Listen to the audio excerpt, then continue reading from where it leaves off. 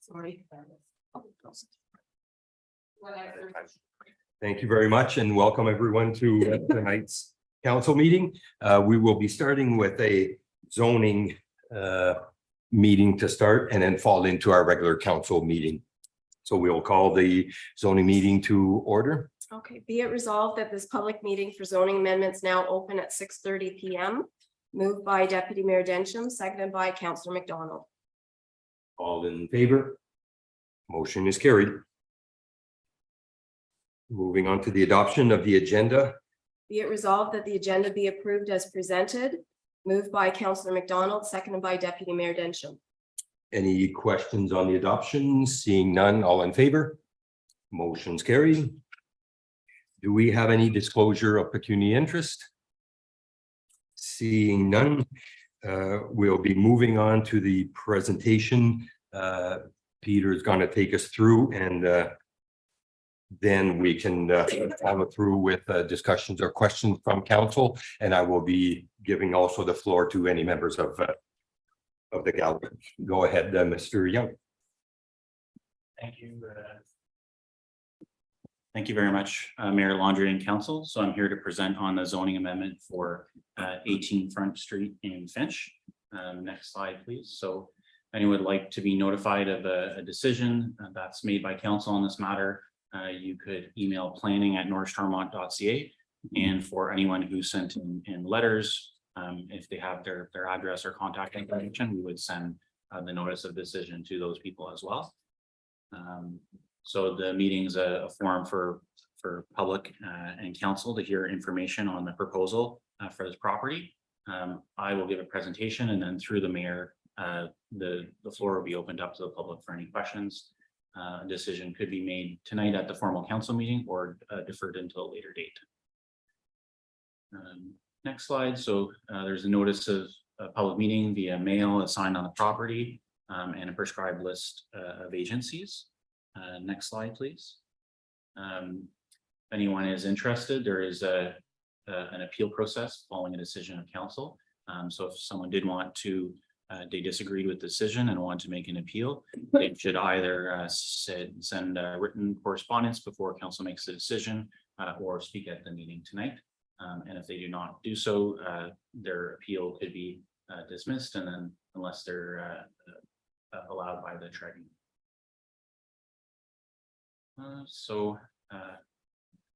As we know, the site's on County Road 43 and William Street in Finch, just closer to the west side. And on the next slide, please. So an official plan, there is in the pink and purple is a residential district.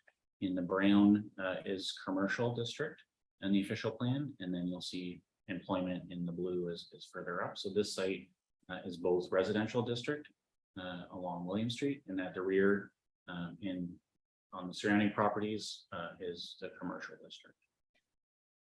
The current zoning is general commercial for a majority of the site. And part of the back is zoned residential R1, permitting a single detached use. So the proposed zoning is to kind of flip that around. So the front would be R1, that's along the county road. That would be for single detached use. In the yellow on either side of the existing building would be R2. That's to permit semi-detached or split down the middle. And then R3 would be converting the existing building into multi-residential. There's already apartment in there, but it would be doing more renovations on the building. The part in the back, the kind of garage embalming area would be demolished and replaced with semi-detached. And then at the very back where it's shown in the orange would be general commercial, and it would be an exception 17.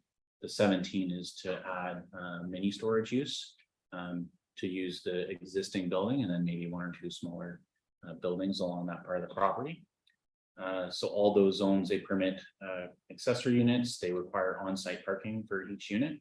And generally they're at least 6 meters setback from the roadway. From the general commercial zone, they're required to put landscaping and fencing as a buffer against any residential uses. So a 2-meter high opaque fence and landscaping as well. It's also subject to site plan control, so the township can control the layout of buildings. That's the proposal. At the same time, the applicants also submitted severance applications, which are under review, and those are being circulated to all the internal township departments, to the Conservation Authority, the County Roads Department, various agencies. If those severances are approved, so that's to create 4 lots, all with access onto William Street, and then retaining the lots that's intended for commercial in the blue. So if the severances were approved, there would be conditions such as servicing, grading and stormwater plans. If there's buildings crossing any property lines, it would need to be demolished. So for example, the garage shown in the previous slide. So this is being considered at the same time. So no decision's been made on this, but this will be looked at, I think later in September or October, once all the comments come in from all the various agencies. So for going back to the zoning, so the decision on the severances is through the counties, and the decision on the zoning is up to Township Council. So back to the zoning, the only comment we received to date is just from South Nation Conservation Authority. So because Finch and most of the whole village is within a vulnerable drinking water area, this application was circulated. And typically, because it's on full municipal services, water and sewer, there's not a major concern. So they had no concerns based on that, and that's the agency comments we've received. And public comments received to date. So we received 6 letters of opposition as of September 11th. Actually, that was this morning when I finished the presentation, and there were 2 more received after that. So I believe it's 8 altogether. There were 3 that are opposed to the rezoning in general. There were 2 that cited the impact on the formal funeral home, that it's the intensification, the amount of units is out of character with the surrounding community and a strain on the existing infrastructure. And these 2 letters, they also cited opposition on the use of the mini storage within a residential area, seen out the better out of town. There was another letter received raising a similar issue with the historical character of the building, and elimination of green space and the trees along William Street. Some of the impact on storm sewer and stormwater, and then the property, the R1 property in the south side, not aligning with other property along the street. That last letter also was opposed to the mini warehouse and storage against residential, for things such as storage of materials, a disruption to residential properties, security, lighting, and fencing, taking away from the enjoyment of those residences. And that last letter also suggested having that they would potentially be okay with the 2 R2 zonings proposed at the top and not on the south side towards the county road or in the back. There was one other one that I received after I finished the presentation, and in that one also mentioned the stormwater infrastructure and the Brownlee Funeral Home as well, and talking about how it's kind of an entrance to the village as you're going towards the arena, and kind of a reference point in Finch on the north side. So I'll just go to the next slide. I think it's just a conclusion for any questions, and through the mayor to open up to the public as well, to voice any concerns or comments. Perfect. Thank you very much. So before we do, I will ask any members of council if they have any comments or questions towards them. Go ahead, Councillor Bajel. Thank you, Peter, for the presentation. Have you seen any conceptual drawings of what they might be looking at? I understand now, since the changes provincially that have happened, even with the R1 zoning, which is supposed to be single detached, that kind of leaves the door open to multi-use up to 3 units that can be deemed in that. So you're kind of taking away from it being a single multiple of these multi-use facilities. Yeah, so at this point, we haven't seen concept plans. However, the developers done relatively similar projects in other parts of Finch. So There's some recent ones along George that were recently constructed. Those lots are a bit deeper, so they're about 45 meters deep, but those are some of the three or four unit buildings. So I would expect it would be a similar proposal to what the developers already built. But I don't think they're here today to go through that proposal. But yeah, in general, we'd expect single detached use. The township does not have control over the design or if it's 1 or 3 units. Basically, if it meets all the zoning standards, so the width of the lot and all the setbacks, as long as they have enough parking on site, someone could decide to build, let's say, one 3,000 square foot house or 3 1,000 square foot units. So the township would not have control over that. So subsequent question just to that as well, the similar properties, I'm familiar with them on George Street and also coming into Finch along 12, just north of the tracks. Were those all zone R1s or R2s? The ones on the north side are R1s with extra units, I believe, and the ones across from the arena, there are some R2s. Now, some of them needed exceptions because they didn't meet all the development standards. In this case, for these lots, they would meet all the standards for R1 and R2. So they're not asking for any exceptions. They're just asking for the R1 that there's the lot proposed are large enough to meet the township standards for that zone. Thank you. Thank you, Councillor Bajelli. Any other questions? Go ahead, Deputy Mayor Densham. Thank you, Peter, for being here, and thank you to the public who came as well, interested in getting those comments out so that they can be fed back to the developer.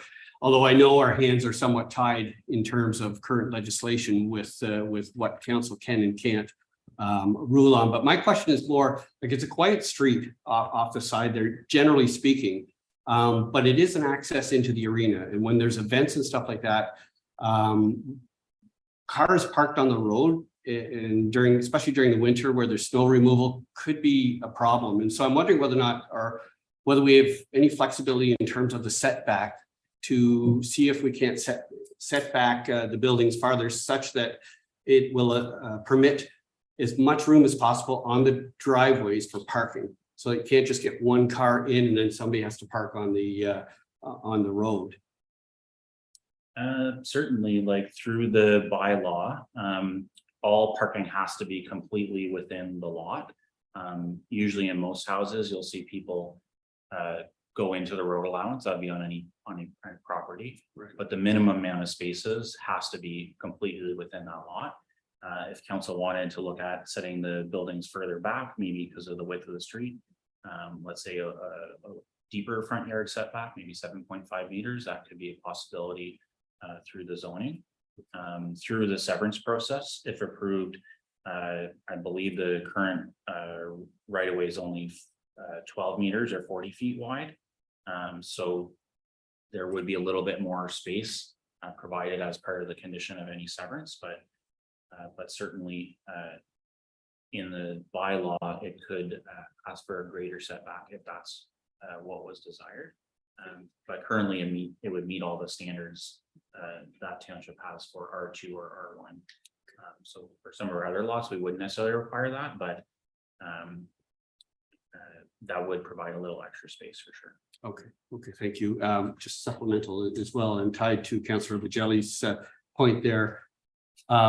Should they elect to kind of turn the single family dwelling into two, at that point, you would have to pass the bylaw for parking as well, right? There would have to be adequate parking to allow them to rent out a basement in something like that. Is that accurate or?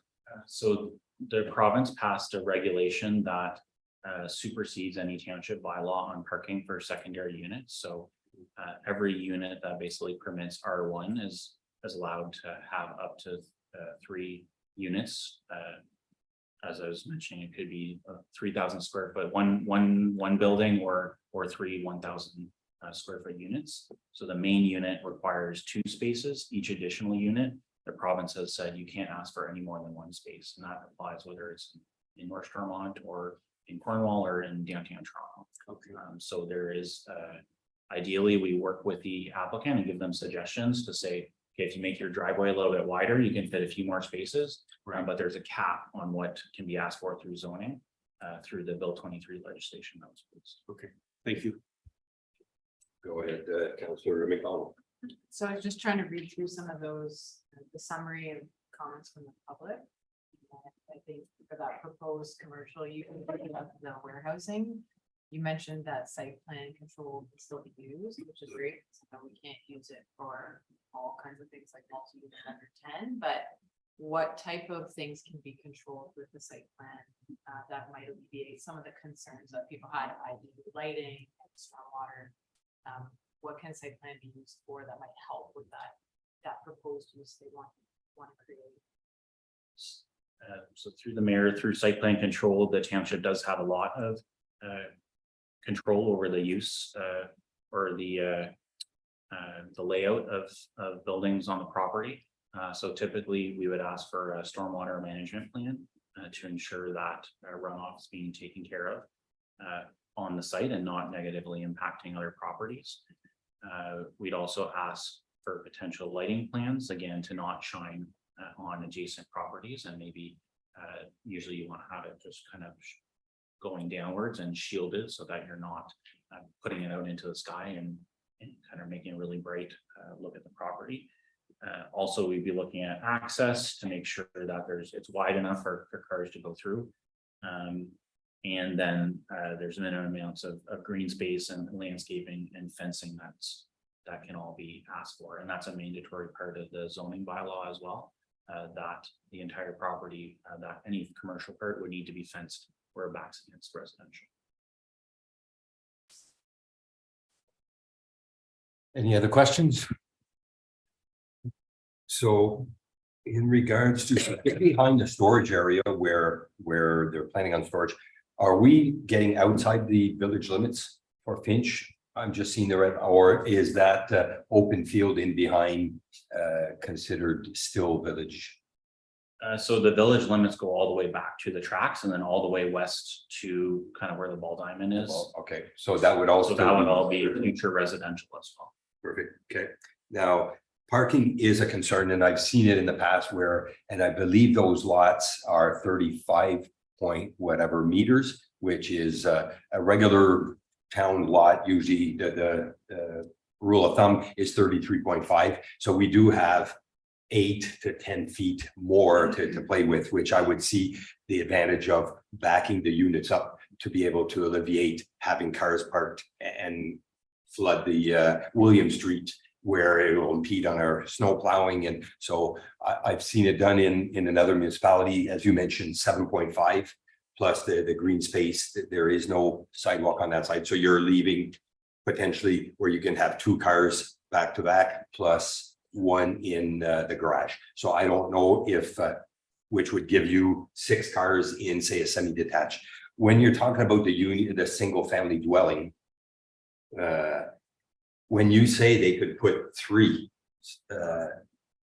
if you have a single family dwelling at 3,000 and you made a comparison that you could have 3 1,000, would that not fall like similar to a townhouse where you would be looking at an R3 when you're saying, or are you just talking about inside that one single family dwelling where you would divide up the Yeah, quarters? so it into couldn't 3 be units? sold into different properties. It would just be like someone having a basement suite or having 1 basement suite, 1 main floor suite, and then maybe a third Which floor would suite. Be based more on a rental unit, not Yes, where and you're. that would apply to any lot within the village as well, that anyone could do that. Okay.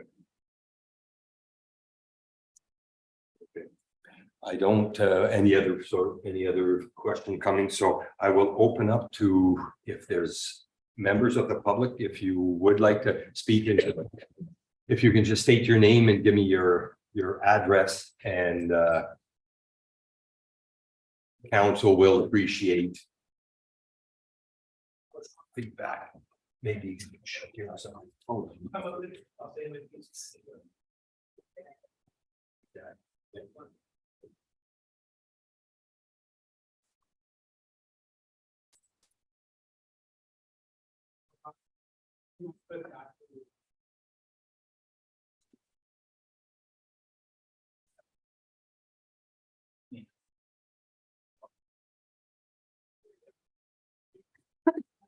Do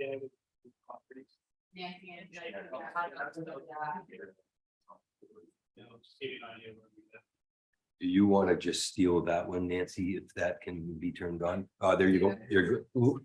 Okay. There.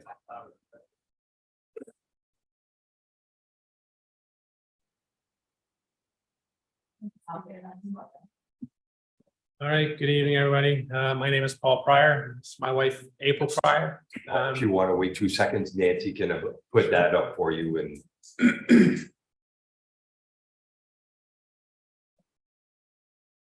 That's fine. You can see our house right there. So we live at 14 Front Street, which is this property here. So pretty much our entire property size was theirs.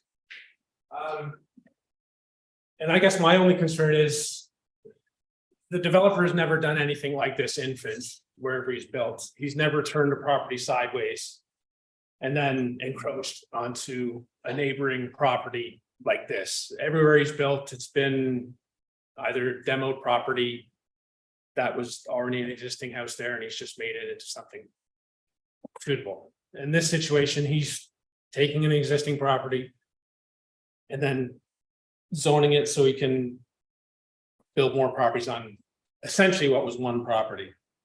And with this, now everything backs onto our property. So we're going from why we moved into the country, a private property, Quiet. Quiet. Beautiful property. It's a landmark. raised our children there.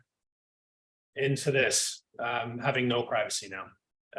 With, I don't know how many people end up living there and a commercial property onto it.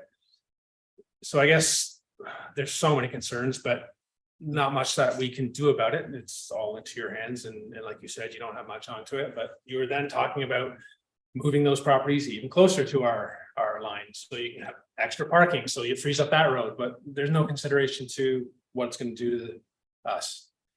I know we're only 2 property owners here, but it does make a large impact.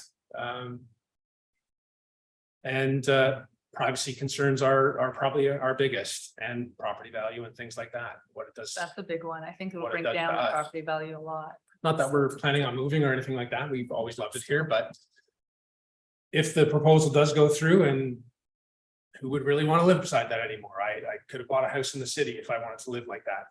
We came out this way for that particular reason. So I know you said talk about fence and things like that. What will it look like? How much privacy will we have? Because it essentially looks into us from every corner of our property. And I'm There is guessing no hiding from it. there could be up to 15. I'm sure he's gonna put the maximum that he possibly can. So what is that, up to 15 units? Do you know? No, I'm they were sorry, saying you that- don't know exactly how many units will be in each dwelling? And the height of these units? Yeah, so the R2s would be, if you add accessory units, to each of them, that's 6, 6, and then 3. Okay. In the R1 and the R3, I believe it's multi-use unit up to 1 now. 3 for both, but So there could be up to 20 families, 20 units. uh, So 6, definitely 6. based on the size of this property. I didn't think that many. Oh my gosh. And, Okay. yeah. That's all back. That's all. all Yeah. backing onto our property where we had, even if it was a residential property prior to being a funeral home, it would have still been one dwelling, right? And I'm guessing they're gonna be high. Are they 3 stories high? Do you know, or a basement? And then 2 stories high? Most of this site now would be probably 2.5 basement or more. We don't see a lot of storage. Okay. Either a basement and 1 or 2 Okay. stories above that, and basement. And just with the store, like I've never seen a mixture of residential and storage units together. So that's kind of a concern. First of all, it's ugly. It's not going to look very nice coming into the town. But it just is, it's a concern too, with all the traffic 24/7. If people are allowed to use these storage units 24/7, bright lighting, security cameras, like you said, I know they can't be facing our property. But it's still, it will affect us, and the noise, the traffic, it's just, there's just so many negative. I can't even think of a positive to it, actually. And then what could be in these storage units? There's just so many. And I understand so many builders concerns. buy properties to rebuild, obviously. Everything changes over time, but that's just such a drastic change. To a small community, especially when he's been building in the community, he's never done anything like this before. So, And is there also anything that can be done that like if, because it will bring our property value down, I'm guessing. Is there any consideration that goes into that with the surrounding properties? Generally, in terms of property values, it's not part of the planning process. It just looks at what are the different uses that are permitted. Because in general, it's not something that councils are allowed to consider. For various Ontario or within Ontario land review. And for any property before it was developed, there was a field or something. Yeah. there, so the same thing would apply to any property. Right. Yeah. Someone came in and built either R2 or R1. All stay on adding more residential. Or adding create buffers, residential. Or like that. so can, Specific property. so all it is you're gonna take into consideration laws, not. What it could actually do to the community. Well, when we're. Like technically, yes, this is all technically permitted. Under rules and stuff like that, so. What it's gonna do to neighbors and things like that, that's. Never a consideration. I can interject, so I'll maybe say, so. I hear what you're saying, so I'm looking at this, but if I look at this where you see your R1, so. Are you right beside the R1 and R2, or are you the one? We're the big We're right property. beside R3, R2 and the CG 17. The long property, the one that goes all the way to the field, the red. Okay, one. so there is a house between you and the Yeah. R1 and, okay, so backing up, but if I was to use as an example, my parents were in a townhouse area in Embrun. Yeah. And stone townhouses, it's congested, it's no different than, but if you drive down that street, it's beautiful, the landscape, the flowers, but mind you. I understand that, but Two people living in one yeah, unit. but for- those units are lined up in a row. And their backyard. Is not backing onto a single property, you know what I mean? There's not one guy back there having now 8 different properties backing onto him. You understand? I understand that property, that was a field, if you're talking about LeBeau's, that was all open land. And that was. No, that's developed. right in town, right by the church in Ember. So we're, Yeah, oh, I'm in Ember, right sorry. in congested. But Yeah, I'm so, just saying, so it all depends on what it is that's going to go there yeah, is a big factor. The R1, R2, so a nice semi-detached, and I can take you to some that look gorgeous. They would not bring down property No. value. They would be. no, yeah. None of his in town look nice, like they're not really that nice. It's looking not, though, so. And it's, No, go ahead. no, it's. Yeah, and I can't speak on that, No, yeah. that aspect. I'm just so in relationship to, not to say Peter, but to say the factor is what is the intent, and that's what, Yeah, I don't know if there's controls, not for zoning, but the control after the fact to determine what the intent is for the project. And I don't know, Peter, if you can elaborate on that. Yeah, so through the severance process, so at the same time they submitted their rezoning, one of the things that was submitted also the severance applications. So through that, that's where we'll be looking at the grading of the properties to make sure that's all taken care of and any upgrades that are required to the front as well, driveway plan. And through the site plan, basically there would be, it would typically be a 2-meter high wooden fence all along that property line, basically along, because everything's abutting residential. They would be required to create that fence along the whole property line. So generally, like from where you would be in the backyard, you wouldn't necessarily see any of those properties because there'd be a 2-meter high fence. And one of the things that's also required for that is that they have to put up securities. So that there's a certain deposit that you have to put down to make sure this all gets taken care of and that it's not just left unfinished and with no fence and no grass and things like that. They're required to put all that in front. I just have one more thing, regarding the funeral home, it's 121 years old, is it, because I would think it would be considered a historical building. Do you know? We looked on the bylaws and the Ontario Heritage Trust, and also if there was anything registered on title, and we didn't find any heritage designation for the property. Okay, well, I think. Right, thanks for your time.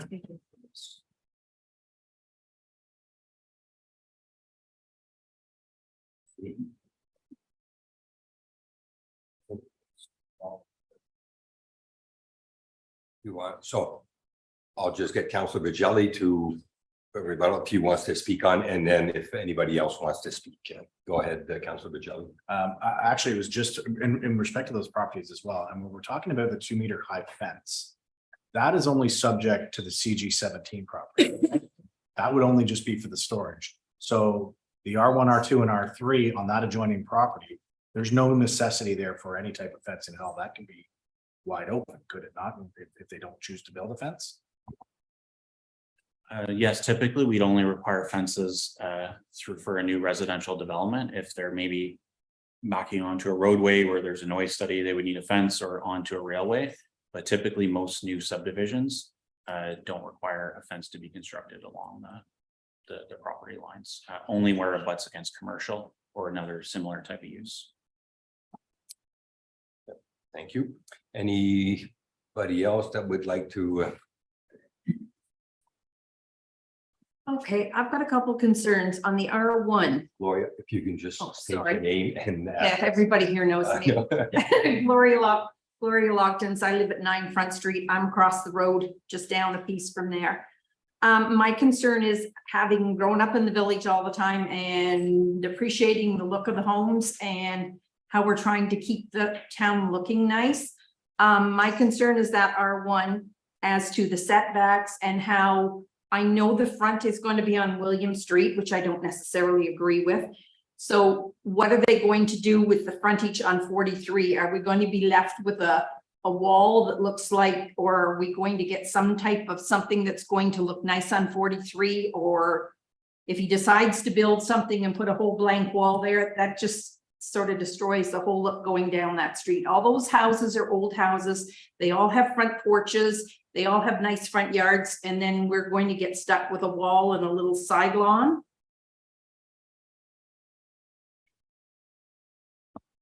Yes, definitely. That was something that we looked at, and we've tried to encourage the applicant to do kind of match the existing front porch.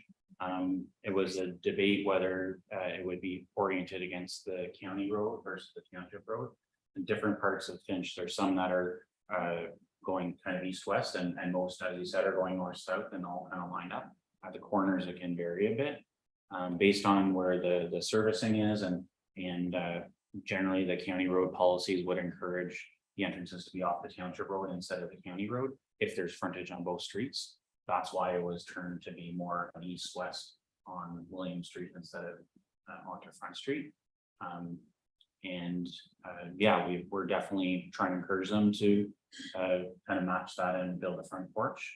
But ultimately, there wouldn't be any control over the design other than maybe through the development agreement, adding a requirement for a little landscaping along the south side. Can he not provide drawings or something that gives us some kind of idea what it's going to look like? And when you say fencing and landscaping, I've seen all those houses he's built in town. There hasn't been one bit of landscaping, or we've got gravel driveways. We've got stuff all in the front yard. We've done absolutely nothing as far as putting a house there and putting gravel on the driveway. That's as far as it goes. There has been nothing done as far as making it look environmentally friendly or that. And what about all the trees along William Street, all those big, beautiful maples? Is he going to cut those all down, or are they going to be kept, or that's another thing? And that's a great question as well. So one of the things through the severance process will be surveying those out to determine which parts are on the township road allowance and which part are the private property. I would guess that they're on the township road allowance based on going through the severance process, and then they'd have to kind of look at where the driveways could go. But because it's so close to where the actual physical road bed is, I would guess they're on the township road allowance. But the survey would be done as part of the severance So- applications. If they're on township property, then he can't destroy the trees. Unless given a permit through the township, for example, the tree was damaged or was dying, then I've seen people, it happened to my own house actually, where the township or Hydro wanted to cut it down, but generally I don't think that's done. But yeah, it will be the township decision if it's on township property. I also don't agree with the CG 17 because I think that's going to make a lot more traffic, a lot more noise. It doesn't affect me so much, but it's going to affect that whole area. That brings a lot of more traffic into the area. Are they going to keep their stuff in the units? You see a lot of these units and there's stuff outside them, around them, not contained in their units. We have enough of that garbage already. That's kind of my concerns. I feel sorry for these people because they're really getting shafted. That's, he's taking up that whole section and fencing it all off so that it spoils anybody's view. If you put up a 6-foot fence and if he grades it into that, nobody's gonna have any view. There will be no nice sunsets or that unless you look at them way up in the air. It's not gonna be the same. It's really gonna spoil that corner of the town. And they have to watch, that's a busy road in the wintertime. The arena is there. There's a lot of traffic goes through there. The snowplows have to get through. The ambulance uses that road a lot of time because it makes a lot of trips to that arena, unfortunately. How are they going to get through there? That's something else to think about. That's a busy, busy street. That's used a lot. That's where the fire trucks come out. So you have to take that into consideration too, that there has to be room for those emergency vehicles to get in and out through there. And definitely through the severance process, the township can for free get land to make the road wider if necessary. The developer is not necessarily required to widen it because typically if you did a traffic study, you're only required to do that maybe if you had, let's say 50 units, 100 units, that's when you actually need turning lanes, things like that. But one of the things that would happen is that additional land would be needed to deed to the township in case there needed to be a bit of a wider road. Just in terms of the mini storage, it has been a trend that we've seen in the township more and more to have these mini storages on main streets or in right adjacent to residential areas. Say in the past 3 years, we've approved or council's approved ones in Chrysler on the main street, in Monkland on the main street, and also in Avonmore on the main street. So and typically those aren't seeing a lot of traffic coming in and out. It's just people are renting it for 30 days, 60 days, coming in once in a while to pick up their things. But based on the other ones that we have in the township, we haven't seen a lot of traffic in and out. I definitely agree with you, like to make it fit in and kind of screen it and make sure any lighting is away from any residences and then landscaping, things like that. Hopefully the way it's designed, it would be fairly hidden, just being fenced in all around on pretty much every side. And then just the existing building and maybe some extra buildings, but it wouldn't be a large facility compared to, let's say, in Winchester along 31 on the south side of the village or other. There just actually hasn't been a lot of mini storage in North Stormont, so that's what we've actually seen is all the recent ones have all been in the village, right beside residential. Can council not ask for an actual drawing of these buildings that we can see like what's proposed other than? To be honest with you, Gloria, we could see the drawings, we could change the zoning, adapt to it. He could turn around tomorrow morning or next year and sell the property. Then it's a lot, and then people can do whatever. Once you own the lot, you can do. So I don't know if we can, or if it would be. Well, when I built my house, I had to provide you guys with plans of my house before. But this is not, he's not requesting to put houses on there. He's requesting to just allocate the zoning to be able to build houses. He's not saying that he's not coming in for a building permit. And that's what I'd like to know. At what point do we have power to determine what's going to be built there? And That's definitely a good question. And as you said, Mr. Mayor, too, like a concept plan could be shown for the zoning stage, but there's nothing legally binding that that someone could show, let's say, a house with all brick and stone and then turn around and build siding. The township has no control over that, so what we're basing it on is the developers done similar projects with siding, and that's what it could look like. But they could also sell the property later on and a completely different build could go there. So the township has no control over any building, the look of any building that's 10 units or less, only for larger apartment buildings. The township does have control on commercial industrial uses, so definitely that could be looked at. But in terms of the rest of the homes, anything is just conceptual, and there's nothing binding legally on the developer to build that or build anything similar to that. Do you have any right, like when he's supposed to build that fence and landscaping, is there anything that makes sure that that gets done? So they're required to do a site plan agreement between the township and the developer. They're required to put up securities so that any plan they've submitted for the mini storage, they must follow. The buildings must be in the exact same direction that they put on the plans. Any landscaping must follow the landscaping plan. Any fencing must follow the fencing plan.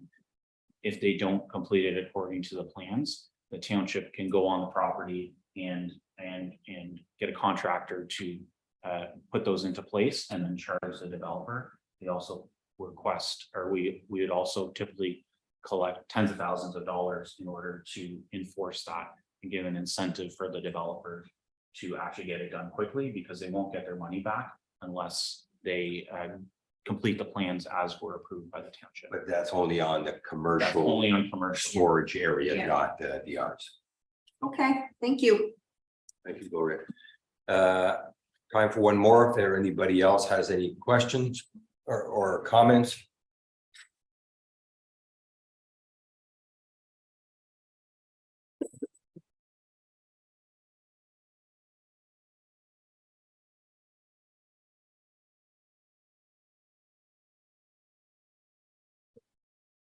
Mr. Mayor, Deputy Mayor, members of the council.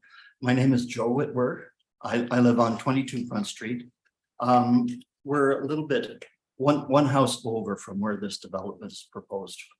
And we moved out here 31 years ago. And the reason we moved out from Nepean was that we had backed out onto lovely NCC property. And that got rezoned. And the next thing we knew, that there was a 25-story Minto apartment building behind us. And to accommodate that, a new road was built right next to our backyard. And on Friday nights, I guess the entertainment was to see if the people on the upper stories could throw their beer bottles into our backyard. So we decided to move out to Finch, and we have a lovely century home, which is only one house away from the proposed development. One thing that we really object to at this point in time is the storage unit. The logistics of it sound very nice, but once you've approved it, there's no control over what the people put in these storage units. It could be hazardous materials. If it's a construction type of company, you could have flammable paints in there. You could have solvents, all sorts of things, or spare tires. And if there is an emergency of some sort, the prevailing wind is from that direction right into Finch. So, I mean, the lighting, yes, it's 24/7 access. That's problematic too, but it's what's in there. And when you rezone it, you lose control of that sort of thing. So that's what we're concerned about.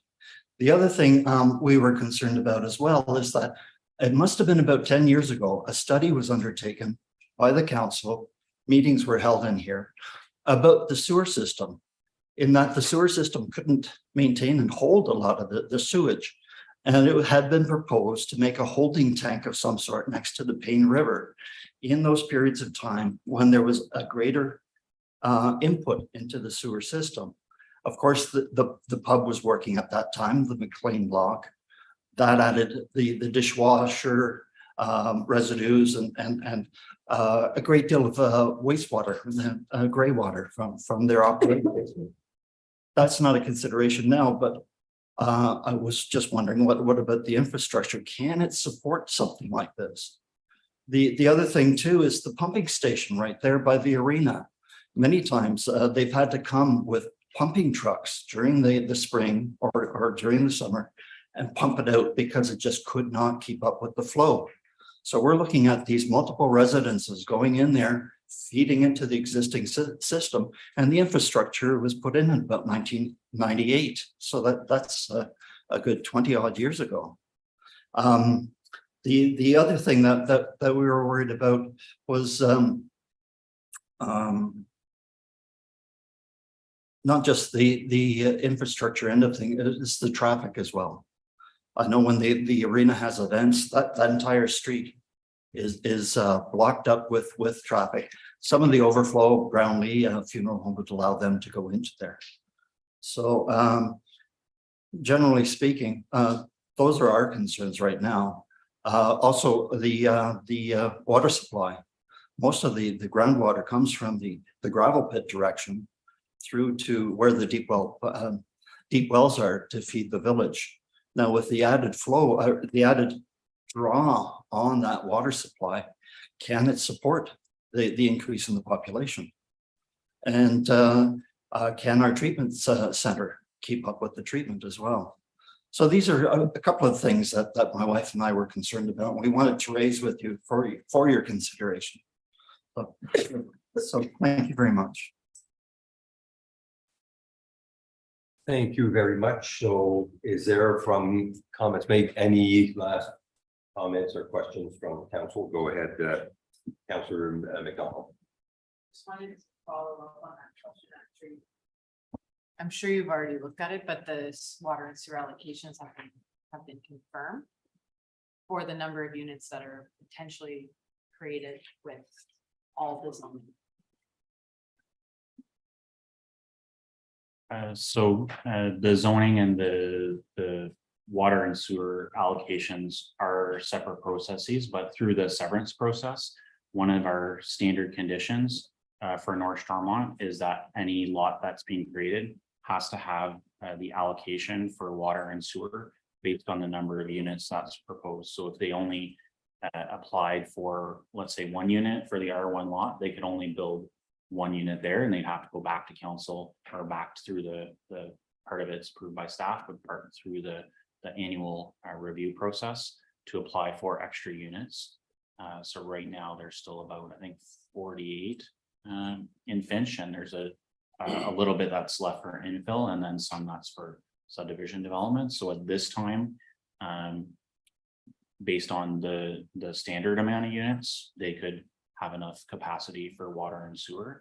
Now, if they try to maximize every single unit, then you get closer to the maximum allowed that you can do in 1 year. So it had to be spaced over time so that other people would have a chance for that capacity. But based on just the standard R1, R2 zones, there would be enough capacity. And that's also confirmed through the severance. They have to apply for capacity in order to create the lots. If there's not enough capacity, they can't create the lots. I'm pretty sure I understood that, and I also just wanted to thank everyone who came out, because I know it can be very difficult to come and speak in a public forum, but it was really great to hear from the members of the community. There's actually quite a few really great concerns that were raised, so I think probably on behalf of everyone to say we really appreciate you guys taking the time to come out. Thanks. Thanks, Allison. So with that being said, just for the people that are here, so we're put at the task of determining, okay, now what do we do? So as everybody knows, they're pushing. So the Conservative government is pushing for, I think it's 1.5 million houses he wants to build in the next 10 years. There's a shortage of housing. So this is something we look at as far as development, which I look at in the sense that you could put a nice, beautiful semi-detached dwelling. So I think it's the approach is a big factor that would affect my concerns more if I was to be. So if you had a nice stone semi-detached, beautiful building and as neighbors versus having 20, I think it was meant up to 20. That's where it becomes a concern for parking. It becomes a concern for our snow plows. It becomes a concern for a lot of things. So what we're passing, if you were to put an R1, which is a nice, beautiful envision a nice wraparound porch like Shelley has on the other corner is what I see, but that's not necessarily what we're gonna get. So it makes it tough to try to, I look at development on one side as a good thing, trying to bring back services that left a lot of our small communities. Fuel, a gas station in particular, we have Cooters here, but when you look at Chrysler, Finch, Moose Creek, Avonmore, that's lost all this. So this is something that we're saying, hey, we're a growing community, but again, it's to try to maintain that structure and doing it in a way that it's not affecting the neighborhood or the neighboring houses that so without any questions, we heard from the members of council, so I appreciate the so you'll have to. So we will take the resolution for, have we read the resolution? Is it no? So I'll get our deputy clerk to read the resolution and bring it in front of council. Be it resolved that council receives the planning report for zoning bylaw amendment application Z-2023-08 Mills as submitted by the township consultant planner and approves the recommendations contained therein. Moved by Councillor Shane, seconded by Councillor Bajelli. All or any further questions? So is this adopting all the actual changes as is without any amendments? This is Or adopting is the just- report. just the report. Just accepting it? Okay. So all in favor of accepting Peter's report? Motion is carried. So, moving on to adjournment of the zoning meeting, Madam Clerk. 7:20. Be it resolved that this public meeting adjourn at 7:21 PM, moved by Councillor Shane, seconded by Councillor Bajelli. Any further discussion? Seeing none, all in favor? Motion's carried.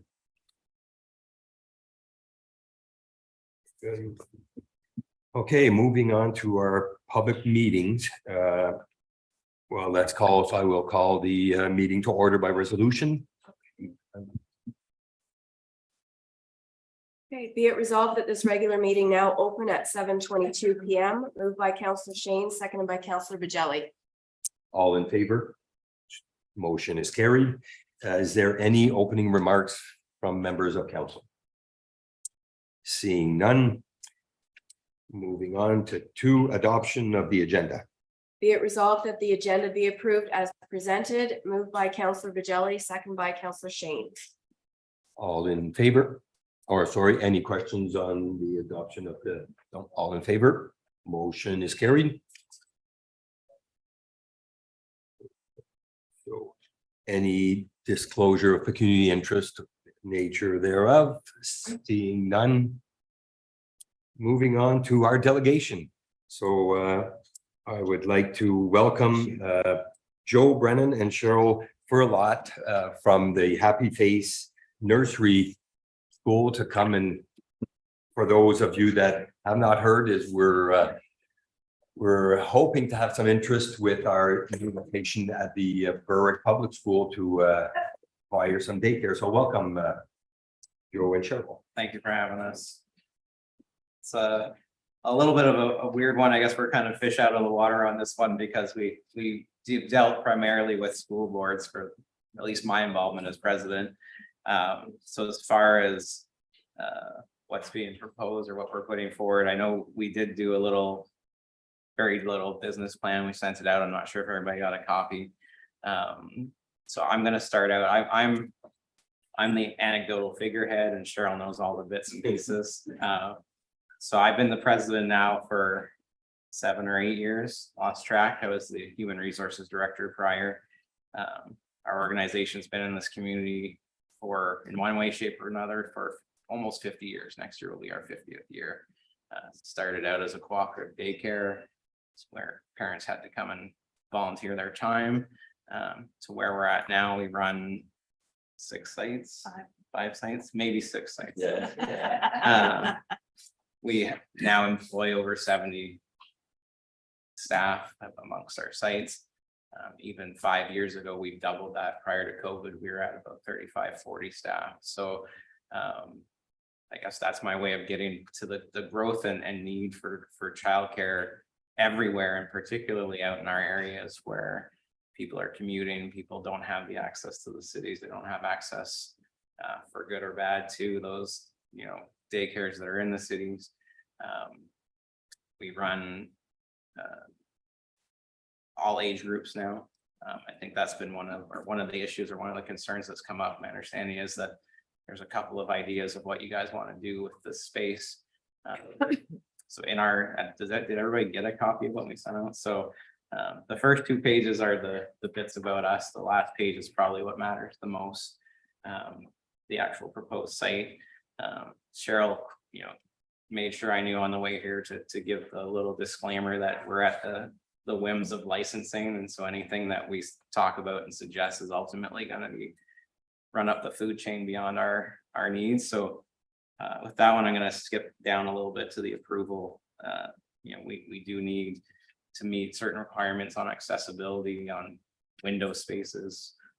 This is my general, and she knows all the details, but it is a pretty insane process to have these approvals done. And we've been very successful at it.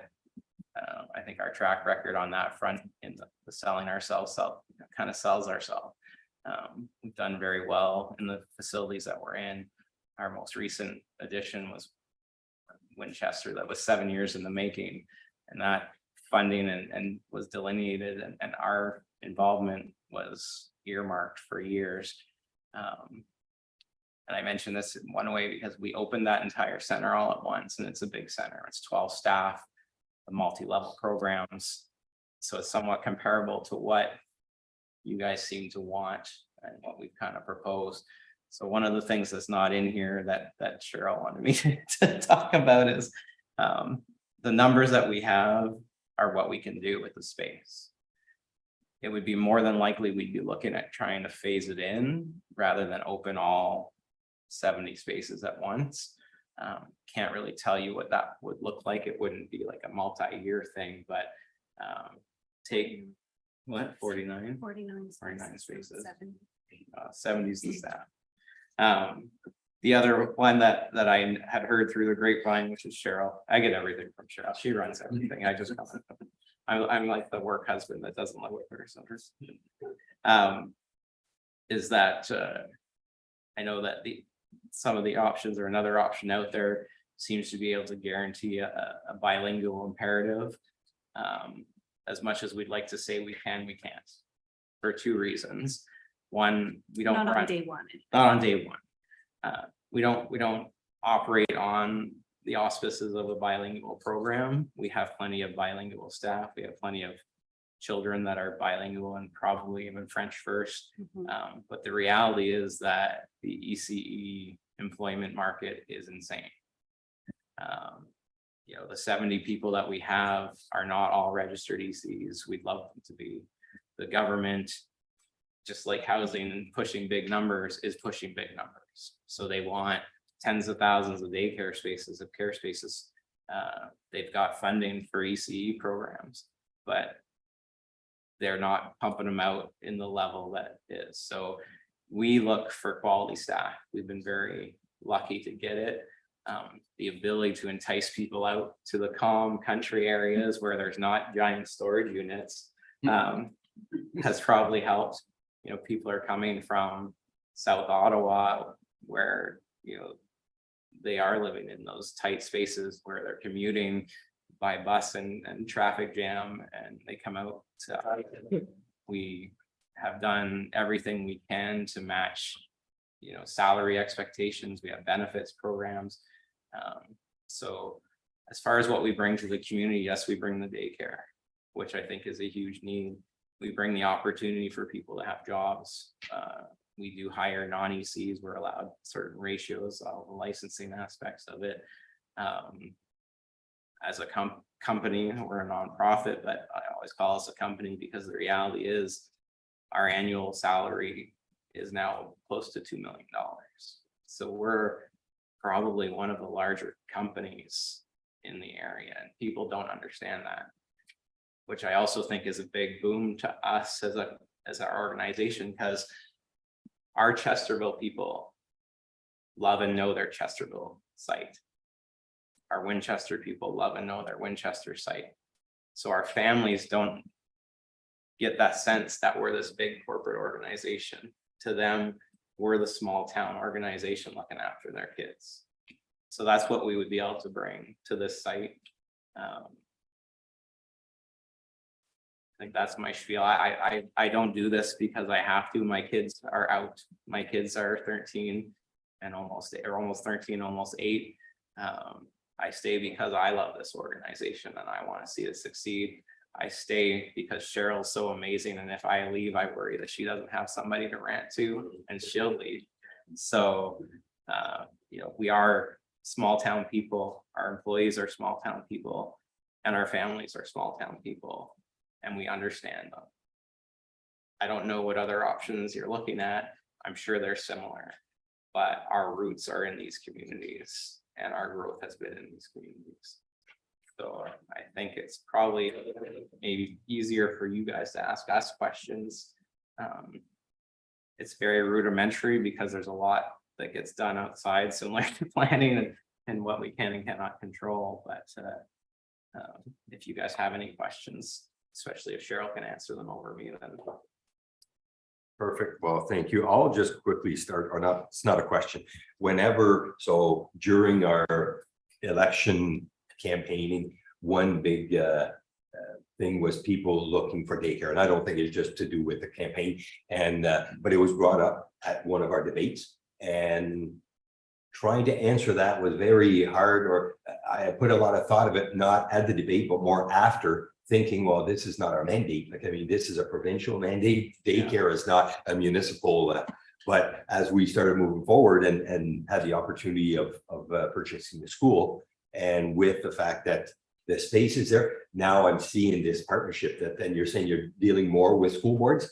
But I think this is an area where maybe other municipalities will jump on board, and if they have the proper facility. To be honest, we're fairly excited about that, because I think the school board, we get to kind of hang some coattails with the school board because of the environment that has forced us to work with.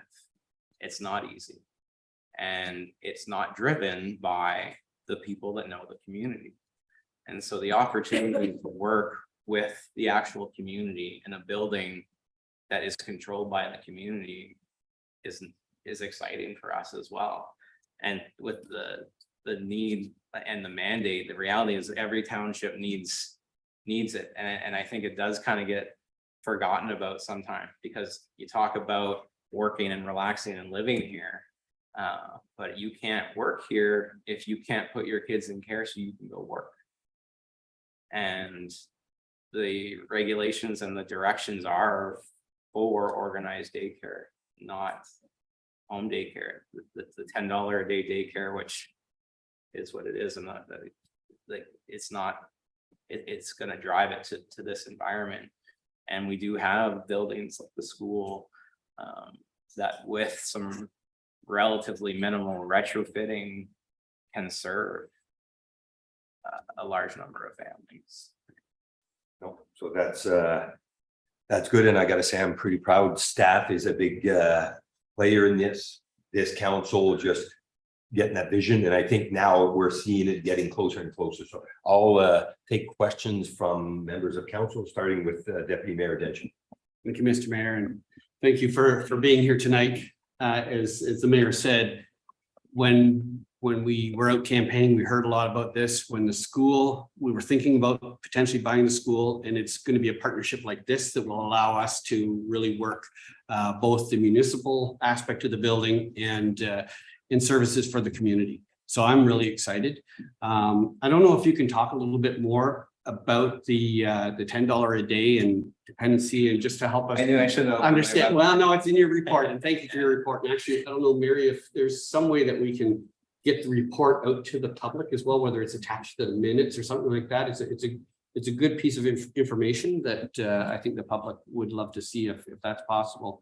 But yeah, if you can talk a little bit about that. And then I have one other question about, you know, your hours of service, what you're looking at in terms of hours of service that might be interesting to people in the public. Perfect. That's all Cheryl's world. So Yeah, okay.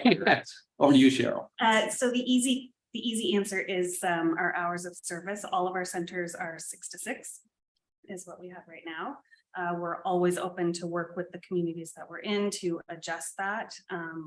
We had considered extending some of those hours, particularly in Winchester with the hospital, to align better with their shifts, but so far that hasn't been a need, but we're always open to, you know, making those hours work for the communities we're in. But we have so many families commuting, usually 6 to 6 is kind of required for those needs. Okay, what's your prognosis on the $10 a day? So the Canada-wide early learning childcare system is fantastic for families. It has been a bit of a challenge for us as operators, which is very administratively challenging. It is not $10 a day. That's the first big miscommunication that we've had with the media. It's actually $12 a day for most families. It's an average of $10 a day, considering families who have full fee subsidies. So it's actually for most families, it's $12 a day, which is absolutely fantastic. I mean, that's, you know, amazing to what people were paying before. It is a phased approach, so we're not at the $12 a day yet. It's right now a 52.75% fee reduction. So our fees were all frozen at a certain point, and now it's 52.75% less than that. So it's already making a huge impact on families for sure.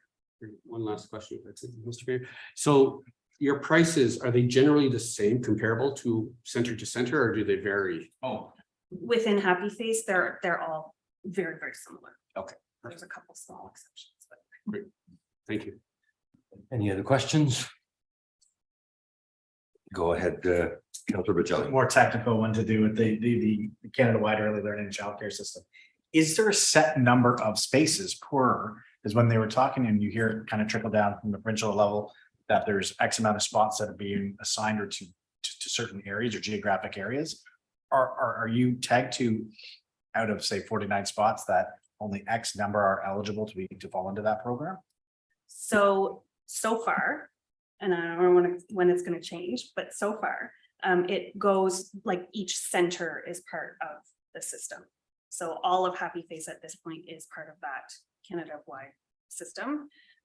But it does depend, like we have to apply to City of Cornwall Childcare Services in order to be accepted into the program. But I mean, they're really trying to accept everyone. I mean, the goal is that all operators would be part of it.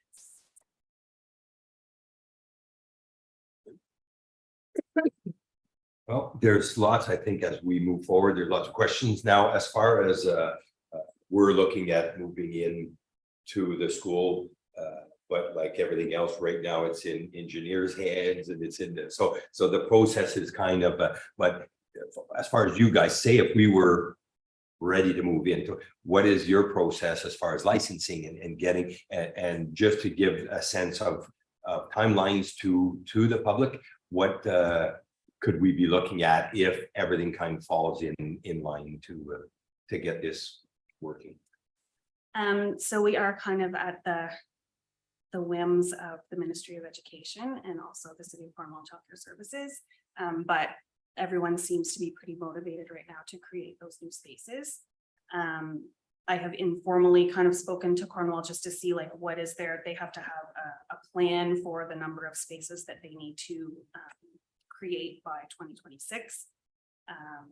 So I think that I know they're aware of this project, and I think they're sort of earmarking that to slot into those new spaces. We would probably be looking at maybe 3 months, because we need to, you know, get all our equipment, we need to get staff, and then get all of the licensing in place. And is it something that's tied to a school year, or is it totally separate where you can? At any time, yeah. Okay. yeah, in our school centers, we operate fully year round. We don't close in the summer. We just don't have to deal with them in the summer. Yeah. No, I think as far as the venue, it's, you know, we've got 5 acres of land, play structures are actually still there. Great, you know, in respect to the ball diamond, but I think everything around it is suited to. Now, there might be issue. I don't know if that's the little details that would be, but I myself looking forward forward to getting a partnership and working with you guys, and hopefully we can make this happen. So I will, being that we're done, there is no report, so I'd like to thank you. You're welcome to stay for this exciting meeting that we're having. I fall back on Jim's comment, always said, but no, and we appreciate it. I guess Mary will be, like I said, we'll be in touch as we move forward, and I might get your number if I have questions. Definitely, I'd like Yeah, to. absolutely. I think I think she was silly enough to put it right on these, All right, there we go. including mine. I don't know. I don't remember signing up for that, but. So, yes. So, yeah, maybe before we put, as requested by Deputy Mayor, before we get on line. Yeah. Well, thank you very much for your Thank time. you so much. And Very any appreciated. questions, absolutely reach out. Thank you. Yeah. Okay, moving on to adoption of minutes from our previous meeting of August 15, 2023. Be it resolved that the following minutes be approved as presented. Regular meeting 15th of August 2023, special meeting 22nd of August 2023, moved by Councillor Bajelli, seconded by Councillor Shane. Any comment, questions in regard to previous minutes? Seeing none, all in favor? Motion's carried. Moving on, adoption of minutes of committees and local boards. That the Council of the Township of North Stormont accept the minutes from the Fire Services Committee meeting of February 23rd, 2023 for information purposes. Moved by Councillor Shane, seconded by Councillor Bajelli. Seeing, any questions in regards to those minutes? Seeing none, all in favor? Minutes are accepted. Thank you. Item 7.1, receiving the reports from staff. Be it resolved that the following monthly reports be received: CAO, Finance, Fire, Bylaw Enforcement, Building and Public Works. Moved by Councillor Bajelli, seconded by Councillor Shane. Any discussions in regards to our council or Deputy Mayor Densham? Thank you, Mr. Mayor. Just a quick request on the CAO report, given the importance of the project to get moved into the building, is there something we can have in terms of kind of a mini, I don't know whether work plan is too complicated, but something that gives us a status and update on how we are in terms of on track? I know we set a bit of a thought on terms of moving in for the end of the year. I just like to, each meeting, it'd be nice to know whether or not we're on track, or if there's a roadblock or anything like that. That'd be super. On the bylaw and MLEO report, thank you for the graphics and stuff. I do look at that to look at the detail. But one question that popped in my mind is, and whether or not this is something that could be added, is about repeat incidences. So people who have potentially had bylaw issues that are coming back again, without revealing names and stuff like that. But how often are the issues that you're dealing with presently? What percentage of the time have you dealt with those people, let's say in the last 2 years? Is that something that can be added to the report? I could look into it, sir. I can't attest to it because I've never done it, but I can certainly look into it. Okay. Off the top of my head, I'd say about 15%, Okay, thank you. but I can look into it. Yeah, if that's something that's Absolutely. easy to add, that'd be great. Thank Okay. you. Go ahead, Councillor McDonald. We just haven't seen our friendly OPP member, Mr. Gray, in a long time. I was believe thinking Mr. about him, Emmerich and- Mr. Emmerich is coming at the next Next council meeting, meeting, so yes. it won't be Jonathan, it will be Mark. I was being a real nerd and watching Access Council last night, and I saw him giving an update. I felt left out. I thought it'd be nice to hear from them, so thank you. Any question from this side? Seeing none, I just see here the arena was not put on here, but just to, I spoke to John this morning, and just to mention the arena is up and going, so the ice has been put in. And so far, I think he was mentioning that the interest for September looks even higher than last September. So we're hoping that this is a sign for a good winter season coming at the arena. Moving on to 7.2, before we read the resolution, so there's been changes on that. Maybe I'll get our acting CAO to make reference to. Point of, are we gonna move? We gotta adopt.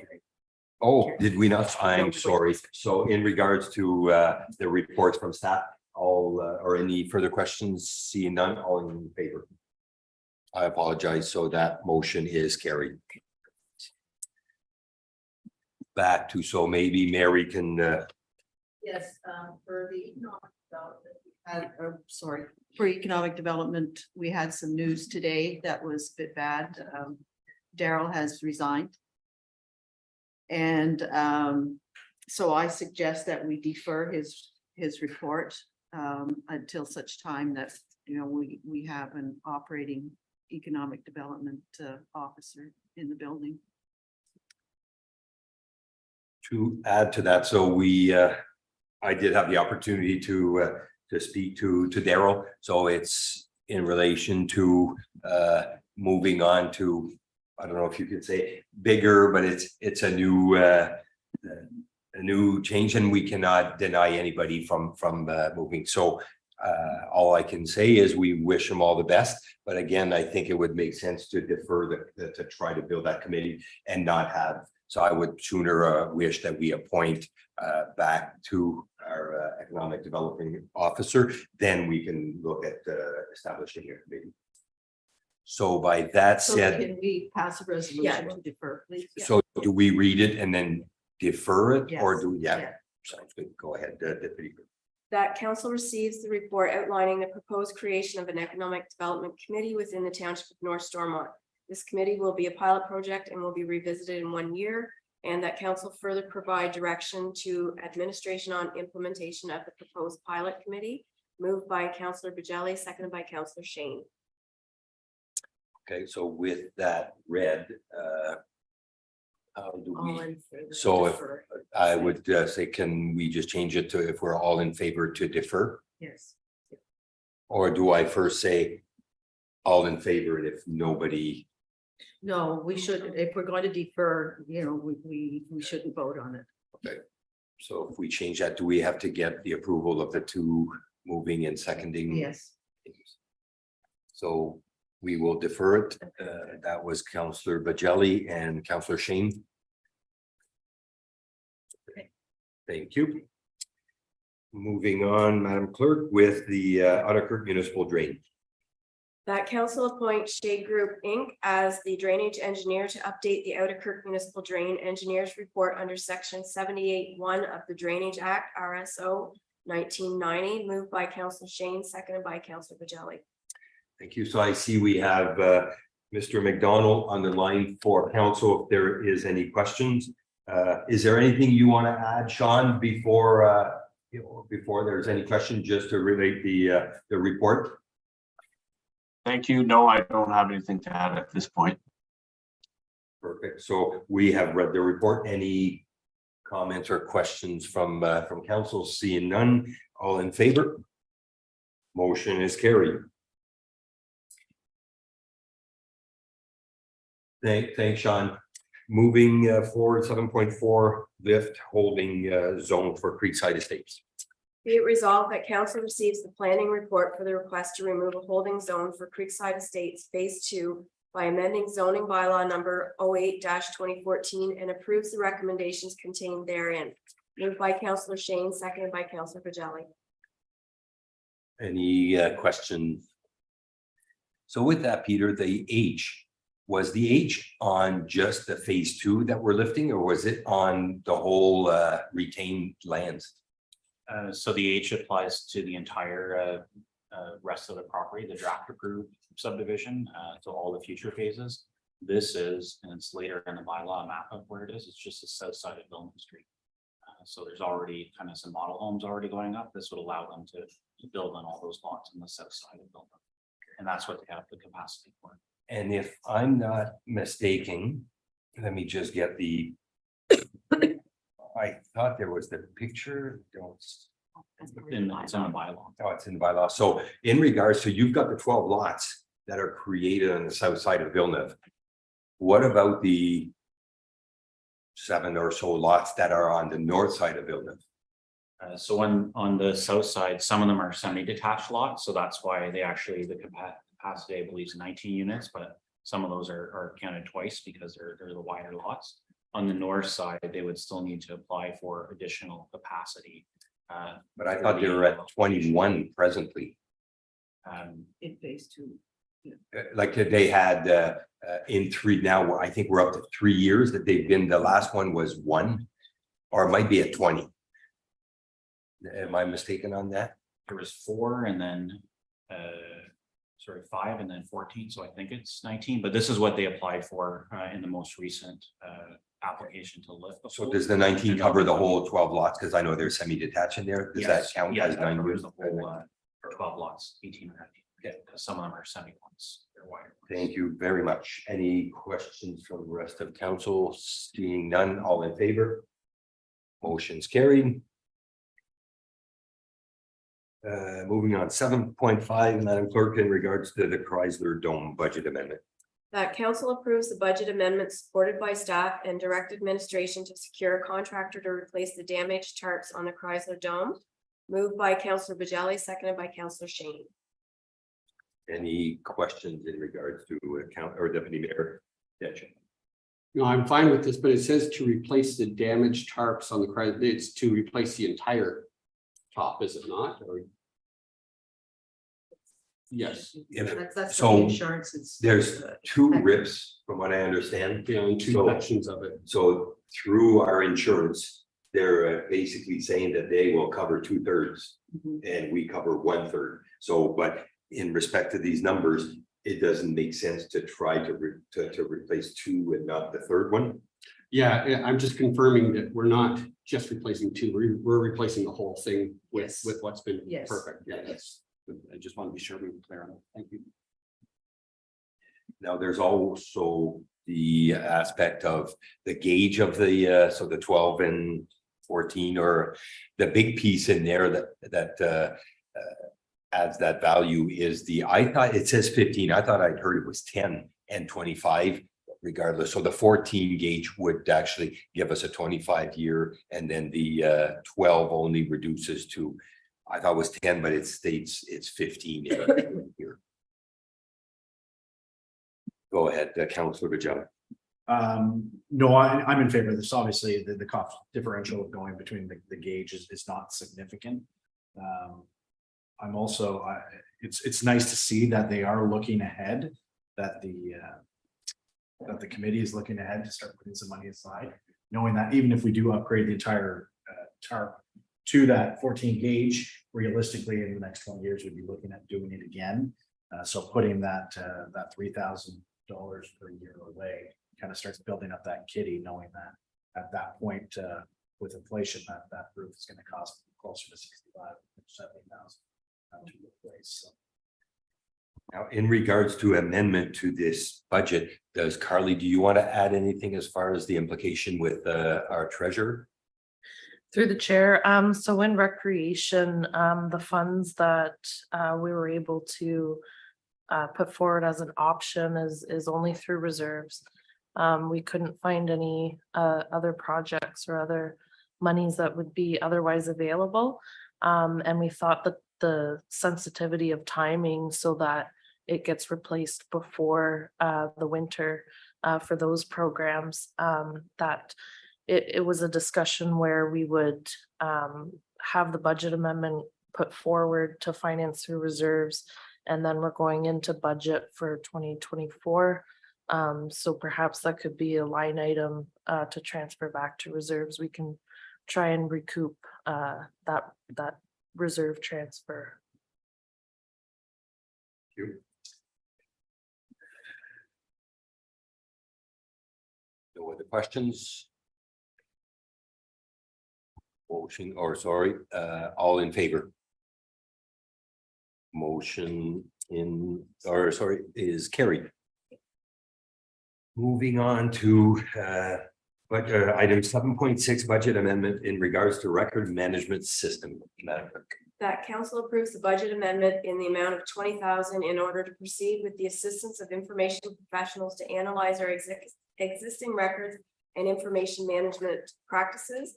Moved by Councillor McDonald, second by Councillor or Deputy Mayor Denton. So before I go to questions, I'm sure there will be some, I have maybe one or two, but Carly, can you maybe just give us an overview of a better understanding exactly what this amendment is for? Yes, through the chair, there's the record management system. We had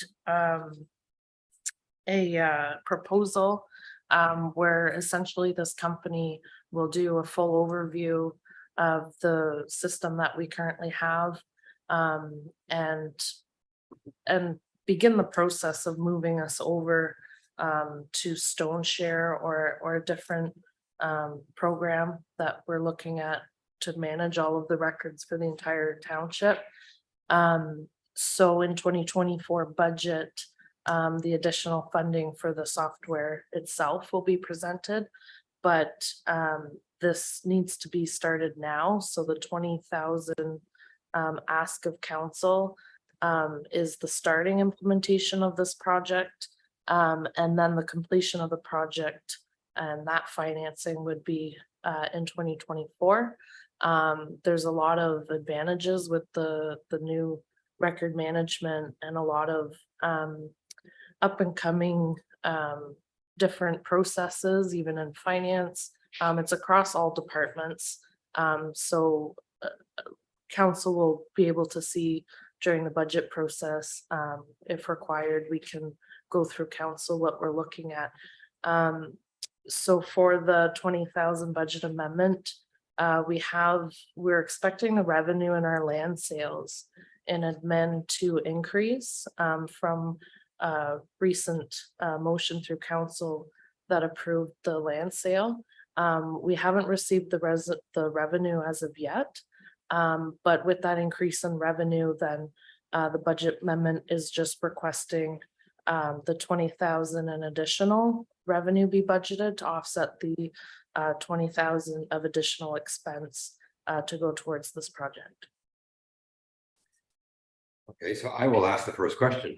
So I just feel that when you're spending 20 for people to tell us what we should, where I would rather take 20 and spend it on what we're going to get like towards the, is there, obviously you're seeing value in getting, so this company is basically just spending 20,000 to give us a report as to what we should use. And with that said, this morning we had the SMT meeting like with directors, and there's, like you mentioned, public works, bylaw, fire are all kind of needing this database or software to work through, and whether it's looking at, like, is that going to help us with ticketing and billing for dog tags, paying online, that kind of stuff? Is that big whole package that we're looking at? No, not necessarily. This has been kind of a joint project with finance included. But we received a copy of the proposal, but I can let Leanne, Deputy Clerk, or Nancy Ann interject to kind of explain more about the proposal and what the money will be used for. Did you want to go ahead, Leanne? Okay. So, through you, Mayor, Mr. Mayor, the system that we have, we need to update it. Some of the bylaw that we have is currently from 2017. The policy that we have is from 2012. And anyone that was here that put it in place is not here anymore. So there's no one currently on staff that was here when it was put in place. So all staff is not using the Tom Rims system to its possible capacity. So we need to bring everybody on board using the same system. They need to understand the system, and we need to move forward. In order to move forward to electronic filing system, we need to know what we have, first of all. The other main concern is for any freedom of information requests. In order to find the documentation that we need to follow up on those requests, we need to be able to find it quickly and accurately. And currently, our files are kind of a mix mash of where to find them. So we need to know what we have first before we can move forward to the next step. So is this 20 in regards to training So there will be some training they'll be going through with each department. Each department will say what they need the system for, what the records are. Like currently, I don't believe recreation is doing anything with toll maps. I'm not sure if fire, I don't know if fire is currently using, I know Nancy Ann is in through the office, but the actual stations, they're not using the same filing system. So it is a bit of training. It's working through what each department needs, finding what we have for files. So they're going to do a deep dive through our files, see what we have, and provide us a path forward to where we need to get for electronic management. I'll take questions from the floor, starting with Mr. Densham. Yeah, I'm still confused whether or not, how the 20,000, because it sounds like $20,000 this year is just an investment towards next year. So if we spend the $20,000 now, are we tying ourselves to a specific solution next year? Or like, are the people who are working on this, are they working towards a solution that we don't have? Are they educating us on a solution that we already do have, but we need to understand better and use better? Because if we're tying ourselves to a new solution next year, I'd also want to know what's the projected cost next year before we spend $20,000 on something that we may decide, no, it's not the right solution and waste it. So I guess I'm missing the bigger picture of what the overall plan is to feel comfortable that this is going to be a worthwhile investment. And specifically what I think Mr. Mayor was saying, what do we get for $20,000? Is it just a recommendation? Is it data set up to be able to be ported over to a new solution? So on and so forth. And then this may be too many questions and maybe something, I don't know if you need to take it back again to kind of draw a bit of a work plan map for us, but I'm just, there's too many unknowns for me right now to feel comfortable to support this. Through the chair, I can try and answer that. So the current status of our files electronically and policies versus our paperwork as well. So we have policies, for staff, we have policies on a lot of things, but those policies are not current to the legislation that we currently have. This person, which actually works with 88% of the municipal population of Ontario, is quite established. So they're going to review what we've been doing, correct it, update our policy, make risk assessment on our MFIPA information as well. So some of our information and our confidential documents and how we process those and how we store those both electronically via email, via phones, via everything is going to be analyzed as well. Every department will be sitting down with this person and saying, this is what we're doing currently. This is what we feel we need. And then from that process, they will make recommendations. We've spoken to other townships. We've sat down with SDG counties, and SDG counties and a lot of our townships are using a certain software which is called StoneShare, which has been currently overwhelmingly popular, and an entire restructuring of accessing of information, both for us and the residents of North Stormont. With the growth we're going to be experiencing, we feel very strongly staff-wise that we need to restructure how we file and how we policy, all our policies are done to reflect those changes, how we respond to customers and how our clients and so forth. So this person, this group, and I'm sorry, the consulting proposal wasn't included because it answers a lot of your questions, and I'd be more than happy to email that to you. But the concept is we're trying to bring the electronics in the 21st and possibly the 22nd century into this office by creating an inventory of documents that is safe, secure, and accessible in the matters in which it should be. Currently, we have a mismatch because of staff changes and so forth. By no fault of any means, we don't have an accurate system. We don't have a specific system. And this system here, I've been here for 5 years, sir, and just noticed, I've just learned how to use it properly. So even I've been misfiling things incorrectly. So for another staff member to find things is time consuming, which is time is money. So the 20,000 does not stop us to a specific. We are looking to grow the software, to change it and make it more accessible. Mary, you want to give your input on that?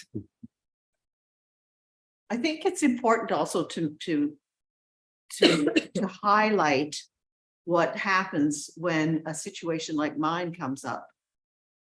I'm walking into a job that I know very well, but I don't know what's going on. Where if we had all of the information properly filed and someone calls me and says, what's going on with my file? All I have to do is go into our system and find it.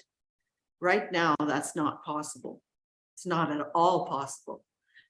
There are things that I filed in the Tom Rim system when I was here previously, but no follow-up has been done. So, you know, there are things that I know that they were ongoing. Why isn't there more information? Because it's not been filed into the system. So this is, you know, the study that's going to be done is vital right now, because we're moving more to electronic filing than paper filing. And one thing that I love about this is the fact that when we're going to be moving the office, I don't want to be moving tons of paper if I don't have to. You know, that's another thing too. If we have a proper filing system, electronic filing system, we can just get rid of a lot of paper.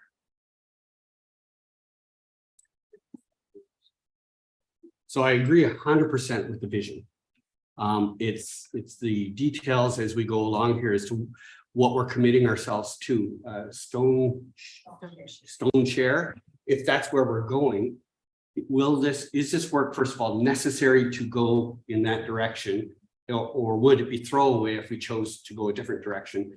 My other comment too, and my comment was similar with respect to our website. Software is only as good as what people put into it. So again, our current system, when we bought it, we were probably being told exactly the same thing that I'm hearing today, which is this is going to make your life a lot easier. It's going to be easy to find stuff, so on and so forth. But for whatever reason, it's not been kept up to date. And that's usually a procedural issue. It's not a software issue. So I would want to be really comfortable that if we're looking at a solution, that we're also very comfortable with the procedure that accompanies that, to make sure that we would actually use it the way it is. And in fact, it almost needs to become, in my opinion, it has to become a day-to-day necessity for you to do your job. Otherwise, it gets overlooked and it gets put on the shelf and it doesn't get used. And these are the things that I would love to feel more comfortable at. And if we didn't have to make an urgent decision today, then I'd love to just feel comfortable with that. If we do, then I'd like to hear a bit more about that. You want to add to it? You go ahead. Through you, Mr. Mayor, perhaps we could, since we don't actually have the funds yet for the budget amendment through the sale yet, perhaps if you're agreeable, we could possibly defer. I don't want to go too long because we do want to move forward in the budget process. We could possibly defer and possibly have Nina, who is the owner of this company, we could have her online to the presentation possibly to council to explain a little bit further. But I do know that we need to do this process to move forward. We need to know what we have before we can move forward into the future. But perhaps she could explain a little bit and answer more of the questions. She won't be able to say what we have because she hasn't done a deep dive of what we have. I do know our retention guidelines are behind the times. Our policy is behind the times. Our bylaw is also behind the times. So she is going to assist us in getting to where we need to be so that we can move forward. So that is an option for council as well. If that's what you choose. Totally in support of everything you're saying. Just the pathway. Yes. Councilor McDonald. So file and record retention is super, super important, and I feel like it's not surprising to hear that you've had issues and challenges with for so many different reasons. And I think also it's a small staff here at the township, so hiring someone who's an expert to come in and give advice on this stuff is wise, and I think is just a cost that we have to absorb, because we don't have people that are experts in file retention, and most organizations under 100 or 200 wouldn't. So I think it's totally reasonable. I don't know if if a presentation or just a description of the proposal to explain exactly what services that we're getting. I think for $20,000 to have her do a presentation, maybe asking a lot, but that's just my personal opinion. And I think knowing this kind of stuff really well in the work that I do, that what you're presenting to us tonight as staff makes a lot of sense to me, and I'd be happy to support it. I think it's very important. Thank you.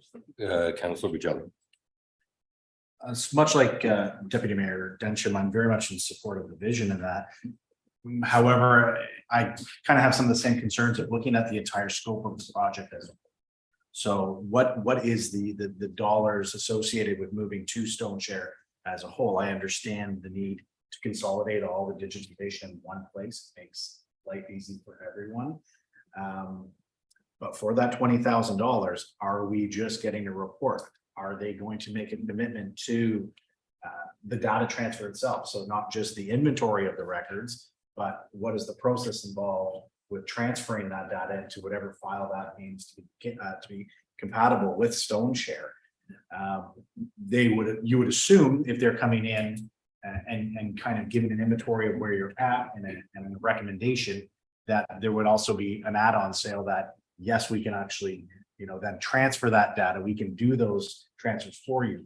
So again, I'd like to see what are we looking at outside of, okay, $20,000 here. We've looked at your records. This is what you have, but how much is it now going to cost to transfer that data over into a language that's compatible with Stone Share? And then what is the overall scope of the project, the entire transition over from multi-systems over into this one consolidated system? What are we looking at in the grand scheme of things? So it would be nice to have that kind of information. I'm not opposed to deferring to the next meeting if we can have a little bit, or we can have a presentation from the representative from that company, just to say, what are the add-ons? What are the next steps outside of just your recommendation? So we have a sense. Are we into this for 20,000? Are we into this for 80,000? It's before we even get to the software. Thank you. Councilor Shane. So actually echo the similar opinion here of Deputy Mayor Densham and Councilor Bugelli, is not only knowing the process, who is doing the work, how is the work being transferred into the electronic system, but then whoever the company is that's doing this, for next year, we're moving to a new software system. What are the costs of that? And you've mentioned other municipalities are already using this Stone Share. How happy are they with it? Are they potentially looking down the road at a new company or a new system where we're not getting into a possibly antiquated system if it's already been out there for years? Technology moves fast. Yes. So it might be a good discussion to have with those municipalities. Want to add something? Yes, so to that, I totally agree with everything. So in order for us to get pricing for Stone Share, we need to do this process first. We don't know what that's going to cost going forward. Once we know what we have, then we can have a meeting with Stone Share if that's how council chooses to sole source going through this. We can have a meeting and then use that in our budget process. I know the counties have just gone through to Stone Share. As far as I know, they really like it. North Dundas has also gone to Stone Share and they are very happy with it. I believe North and South Glengarry have also gone to Stone Share and they are very happy with that as well. But we can't get to them until we do this process first. And I think possibly having Nina do a presentation will help you understand the process of why we need to do this to get to that first. Yeah, sure. Does Stone Share do this one? So Stone Share is an electronic version. So right now we currently already belong to or have a relationship with Nina and her company. Every year she sends the municipality updates of citation changes, retention changes, things that you should do. As far as I am aware, they have not been updated every year, as far as I'm aware. Again, like I say, there's not any staff here of when it started, so I do know we are behind in that, which every year we pay an annual service to them, a fee, and we get updates from them. But as far as I know, the company, like the municipalities have just gone to Stone Share. And so far, everything is working well for them. We did have a demo. Nancy Ann and I went to the counties for a demo through Stone Share with the IT and the clerk's department. It looks wonderful, but again, we can't get to electronic till we can get our files under control of what we have first. So go ahead, Deputy Mayor Densham. Yeah, if you can arrange a meeting, whether it's a demo or not, again, in my career, I've been a part of processes to buy a lot of software. Consultants sell software really, really well. The rubber hits the road when you actually start to install it and understanding how much work it's going to be.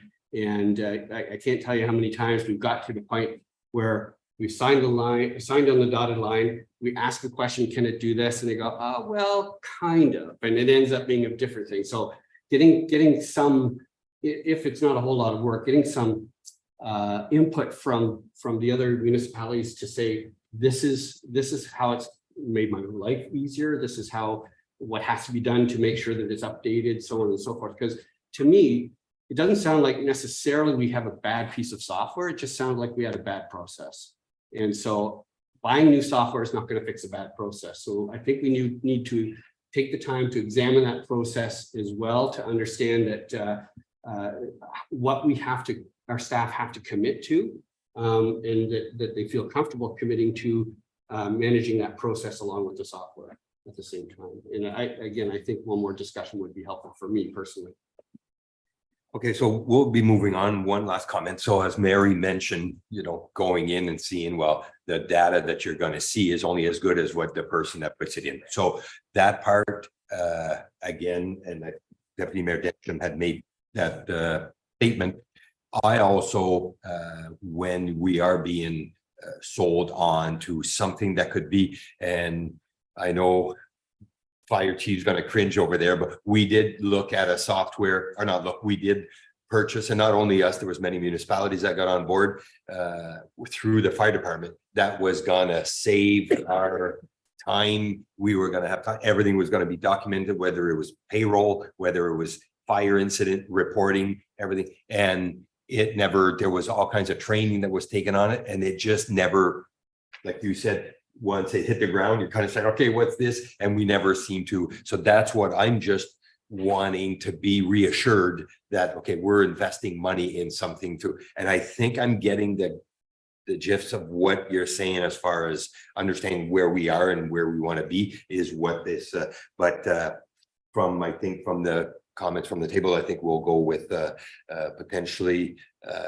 request a delegation maybe from, or possibly on Zoom from the company, just to explain the process. Maybe we'll have more questions. And again, the comments from other municipalities you're saying in regards to Stone Share, that's what I want to hear is our neighboring municipalities. We're all aiming at doing the same thing here. We collect taxes and we run services. So let's get together and see what if it's a benefit. So does that give directions for administration? So can we just defer? I think we can just defer this and bring it back to possibly the next. If you need to move, if it's possible to get the delegation at the next council. I will see if she's available to do like a Zoom presentation for that. Perfect. That would. So I think we should defer this report to a future meeting, hopefully the next meeting, if that's okay with the mover and seconder. Yeah. Donald and Deputy Mayor Densham. We'll defer.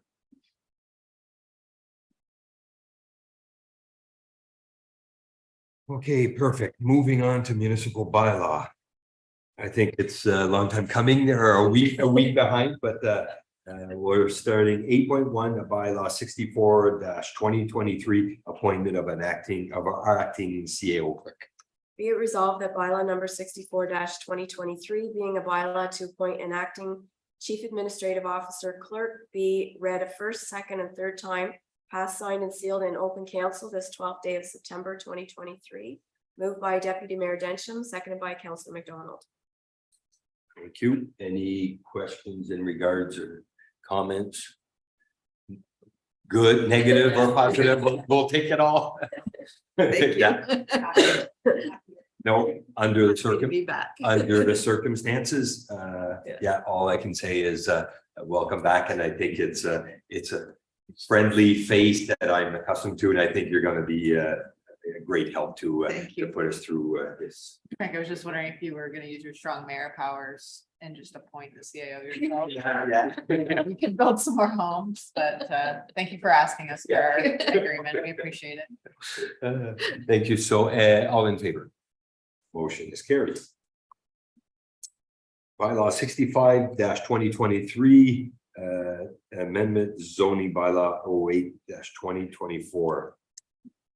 Be it resolved that bylaw 65-2023, being a bylaw to change the zoning of certain lands in the township of North Stormont and amend comprehensive zoning bylaw 08-2014 from the general, commercial, and residential first density R1 zones to general commercial special exception 17, CG 17, residential first density R1, residential second density R2, and residential third density R3 zones, be read a first, second, and third time, passed, signed, and sealed in open council this 12th day of September 2023.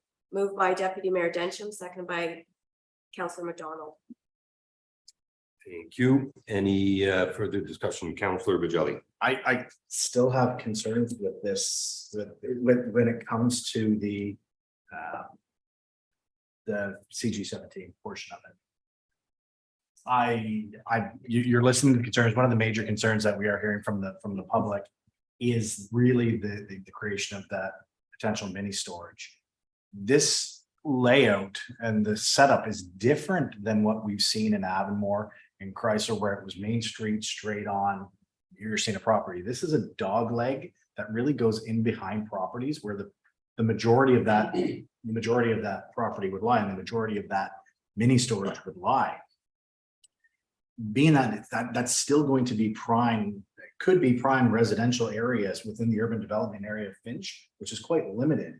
To take that dog leg right there and just rezone it as that with the potential of a mini storage, I think we're handcuffing ourselves here.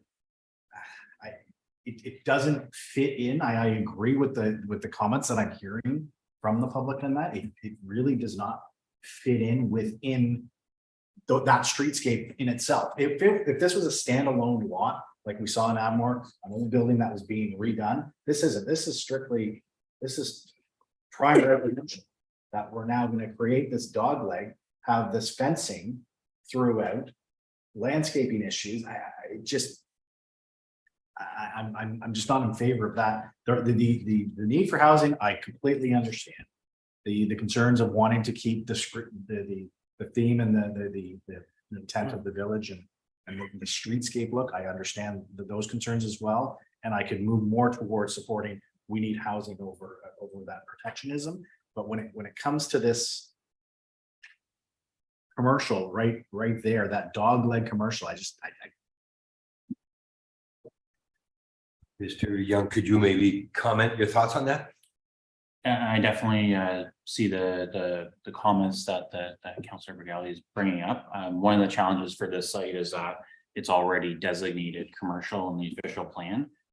So the front is now designated residential, but the back is, and the neighboring properties to the south are also designated commercial, even though they're all zoned R1. It's all commercial designation. The commercial designation does not permit standalone residential uses. So I think that's what they were trying to fit in. If there is some commercial on the site, mini storage is probably a less impactful use than some of the other ones. I mean, you definitely have a discussion with them. There won't be a decision on the severance until the 28th of September. So the next council meeting would be before that. So if council wants to kind of see if that's an option to change it. Now, the official plan would have to be changed as well to residential, but to definitely discuss with the applicant whether that would be a possibility as well. But right now, it's kind of the commercial is just because the official plan that does designate it as a commercial lot. Out of all the different uses that could potentially impact, like retail and stores and offices, things like that. Mini storage was felt that it would be less impactful in some of those uses, especially if it's all kind of screened around and really you'd probably only have, I mean, that garage and maybe a couple other units, but before the severance won't be decided on until the end of this month. So we could definitely discuss that before the council makes a decision on the zoning part of it. And I'm just curious to see what's the frontage on that parcel that would face on William Street that for dedicated for the zoning or for the commercial. It's about 17, 18 meters. The minimum for that zone is 15 meters. So it's over the frontage. Now, again, you need a 6-meter driveway really. So it's not like you're going to put much there with between the setbacks on either side. Basically be a driveway along there, fencing and a gate and some parking areas. And then people will probably walk from there or drive to their units. It is tighter. It's a small site, so you're not going to fit a lot. But again, it's kind of a leftover piece of commercial land. But it's, yeah, I believe it's about 18, 19 meters. 15 is the minimum in the zoning bylaw. Any question, Councillor McDonald? Do you think changing that commercial to residential or whatever would change his plans for the severances? Like, yeah, we could definitely have, I mean, you could extend the lots further back. It's kind of a weird shape, like you could definitely fit another single detached lot on the front.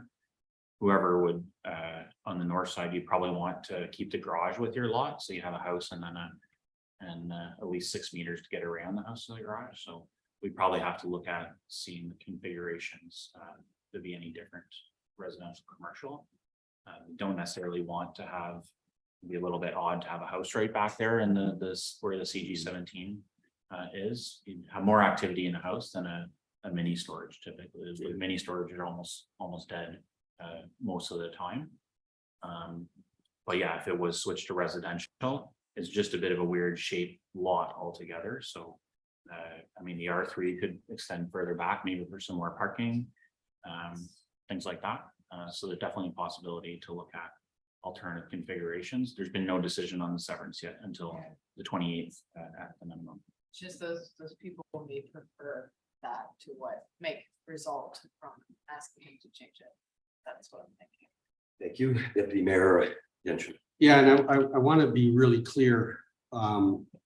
His questions often will set expectations as well, and given recent legislation, et cetera, it's an ask, right? Can we demand as a council, can we demand a change like this or impede, or he can appeal it and basically do what he wants, not what he wants, but what he's proposing here. And again, my comment as well, I realize that they're concerned with the storage, but from what I've seen in Monkland, it's a very quiet place. It's not like you're having a machine shop or something that's going to have either a lot of noise or a lot of potential smell and stuff like that, which the way it's zoned right now, although there's limitations, it could be worse. It could be worse than that's my judgment. I know it's a personal preference, but for me, I'd rather have a quiet shop there. Actually, there's one other question. Sorry, Nancy, and one of the public said storage of dangerous materials, and I don't think that's allowed. I'm not saying that people wouldn't necessarily do it, but I don't think it's allowed to put in flammable materials or to store flammable materials or hazardous materials. Is it within the storage? Sorry, no, sir, I'd have to look at the fire code specifically but no, you're not supposed to store these things. Again, you're not supposed to. So we could put that on inspection, obviously. But it's still personal property. Thank you. Peter, the clarity on what council can actually impose or not impose by way of decision on this. So the only challenge with the commercial part is that the official plan does say it is commercial. So it's challenging if someone applies for rezoning and they have a property they own that's designated commercial. They can already do a lot of those commercial uses already on the property. So what they're asking for that CG 17 is just to add one more use to, antique shop or store or retail. So that one is a bit more challenging. But definitely can ask but the official plan does designate that whole north section of the property and the side as a commercial property. So it's more of any bylaw that council is passing has to conform to the designation in the official plan. They're voluntarily willing to switch it to residential, that would be different. Right, thank you. Thank you. Councilor Vitale. Just, I guess my final comments on this, I think that we kind of have an obligation to at least allay the concerns of the public back to the developer before we make this decision. There are other possibilities for him. Obviously, that CG 17 lot, there is a potential for another, be it R2, R1, or I don't know if there's possibility for R3. But the backside of that lot at that point could also be taken into consideration for additional parking if he was looking to go that route. Like I said, I'm not opposed to the housing at all. It's really this industrial. And I think unlike Monkland, and even in Monkland, you're looking at an old church where the property itself is all fronted. There's not much they could do there. There is still a decent amount of property in the back there where they could put other units, and you are going to have traffic coming in and out behind these residential lots at this point. So I think at worst, we should at least be given the opportunity to relay the concerns of the public back to the developer. And perhaps Mr. Mills would be, accepting of some changes to the proposed sites before the 28th, before those severances are issued. It is something obviously that we can revisit a couple of days before, being our meetings on the 26th. It would, if that's council's wish, it wouldn't have impact on the timeline because it is, they can't really start building until the severances are completed. Any further discussions? Seeing none, so as far as the housing, like I said, the big piece of the puzzle here is speaking with the developer, making them understand and it's not, he's part of the community. It's not like he's coming from the outside. So having the proper discussion, making sure as far as I'm similar to Deputy Mayor Densham. We have one in Chrysler that faces on 9 garage doors facing on County Road 13. I go by there every morning. I go by every night. There is zero impact on, there was the same concerns were brought up when they were talking about doing this, but like I said, there's no impact at all because I go by there. Never seems to be maybe I'm just not hitting the right time, but there is no, the people that are renting are the locals. There's now, especially with town with R3 or dealing with semis, maybe there's not as much room and then they can occupy a space. So I'm not as concerned, but I agree that it would be something to, if we did without interfering with timelines, did push this to the 26th and just have an opportunity to get the discussions with the people's concerns, maybe have a heart-to-heart with Mr. Mills and just kind of see what the intentions are going to be. But with that, me being said, I cannot do that right now. All I can do is we've got a motion on the table and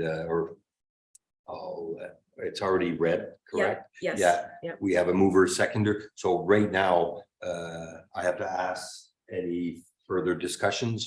I would just ask if the mover and seconder would be in agreement with deferring into the next meeting. Deputy Mayor Attention. Councilor McDonald. What I would have to do is read, like I have to ask who's in favor, then we can, if I'm not mistaken, because right now the resolution's on the table, so we cannot. If you're gonna defer it, you don't vote on it. You can either carry it, defeat it, or defer it. Yeah. This motion here. Yeah. but I'm asking. you're asking for a I'm asking deferral. if there's Yeah. defer- this- So we have a motion to defer. Yeah. So it was moved by Deputy Mayor Dencham and it was seconded by Councillor McDonald.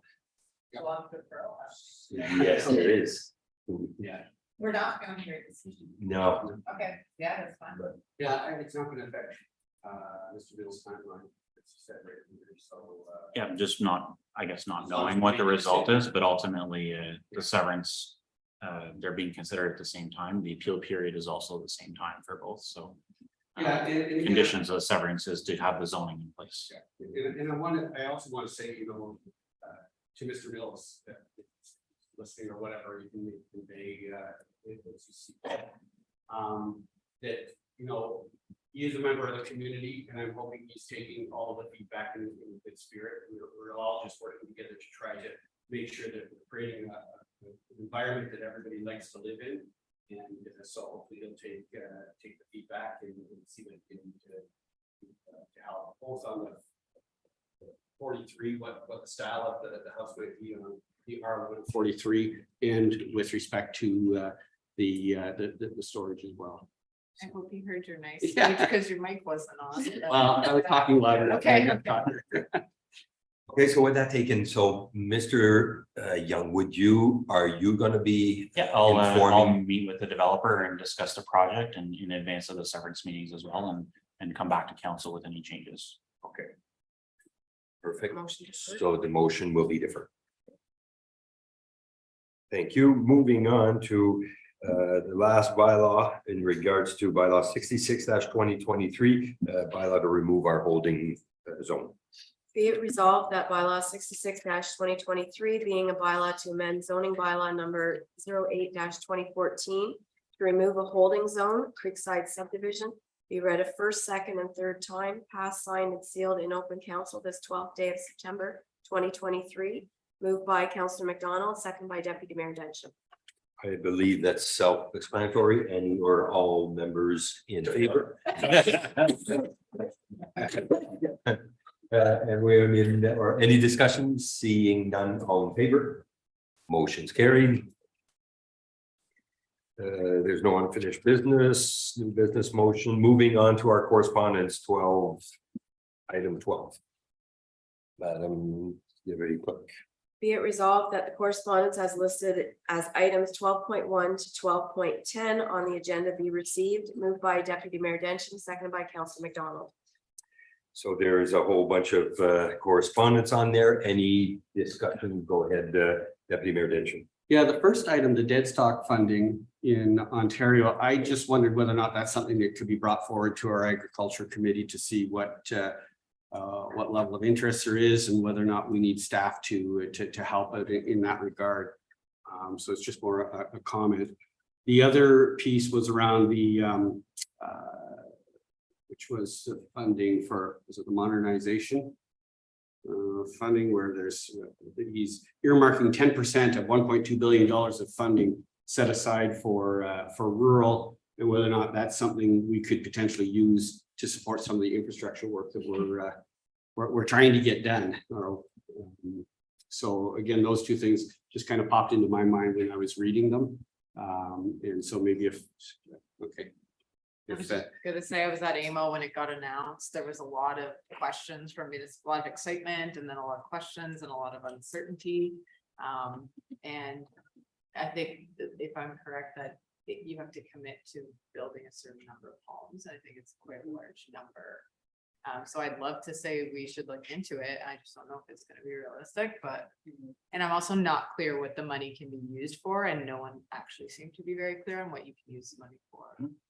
Yeah, that's not clear yet. I think it was one of these, happy announcements at an emo conference that happens all the time, and then the logistics just don't make sense to a municipality the size of ours. And with the last funding that was available that we were going to tap into and everybody got excited was the same thing. The timelines were so narrow that, again, for a builder in Toronto that's building 500 houses is one thing, but when we're limited to building so many houses in a span of 2 years, we don't know with the economy, with interest rate, it just made it. So maybe Peter can add to that? Yeah, just for the CMHC funding, it ended up being that municipality would have had to commit to a certain level of growth. If we didn't receive that, then the money would be clawed back. So working with Craig, we decided not to apply for that. I understand that for smaller municipalities, this building faster fund won't necessarily have those same targets as the larger ones that are the 50,000 or more. So, but from what I read, they still have to work with AMO and Roma to figure out the parameters of the program. But it's supposed to be more flexible than the CMHC funding, which a lot of rural municipalities ended up not applying for. I mean, the point is, we're looking to fix our infrastructure. So if there's anything out there that we can grab onto, then we'll just keep an eye open. It perceives that it will be maybe a little friendly for rural as to how they're allocating that small piece. Again, though, is you don't get money without money. So we have to be prepared. And I think we had discussion this morning in regards to our infrastructure. So the report we're waiting on RB Anderson is now becoming critical, and we are following up to see where we're at. So this is all stuff that we have to work with our developers to be there for them, because right now our allocation for sanitary is very minimal in Moose Creek. And if we want to be at the forefront, this is the kind of funding that we could tap into, but we have to be ready for it. So. Good. Any other discussions in regards to correspondence? Seeing none, moving to our next schedule. Oh, sorry. I'm ahead of my time here. Who's all in favor? The motion is carried. Now, I was so excited to tell you our next meeting is September 26th. And so, and then the following one in October 10th. As far as I think closing or coming event. So I will go to ratification, Madam Deputy Clerk. Be it resolved that bylaw number 67-2023 being a bylaw to adopt, confirm, and ratify council's actions at its regular meeting of September 12th, 2023, be read a first, second, and third time, passed, signed, and sealed in open council this 12th day of September 2023. Moved by Deputy Mayor Denton, seconded by Councillor McDonald. And are we all in favor?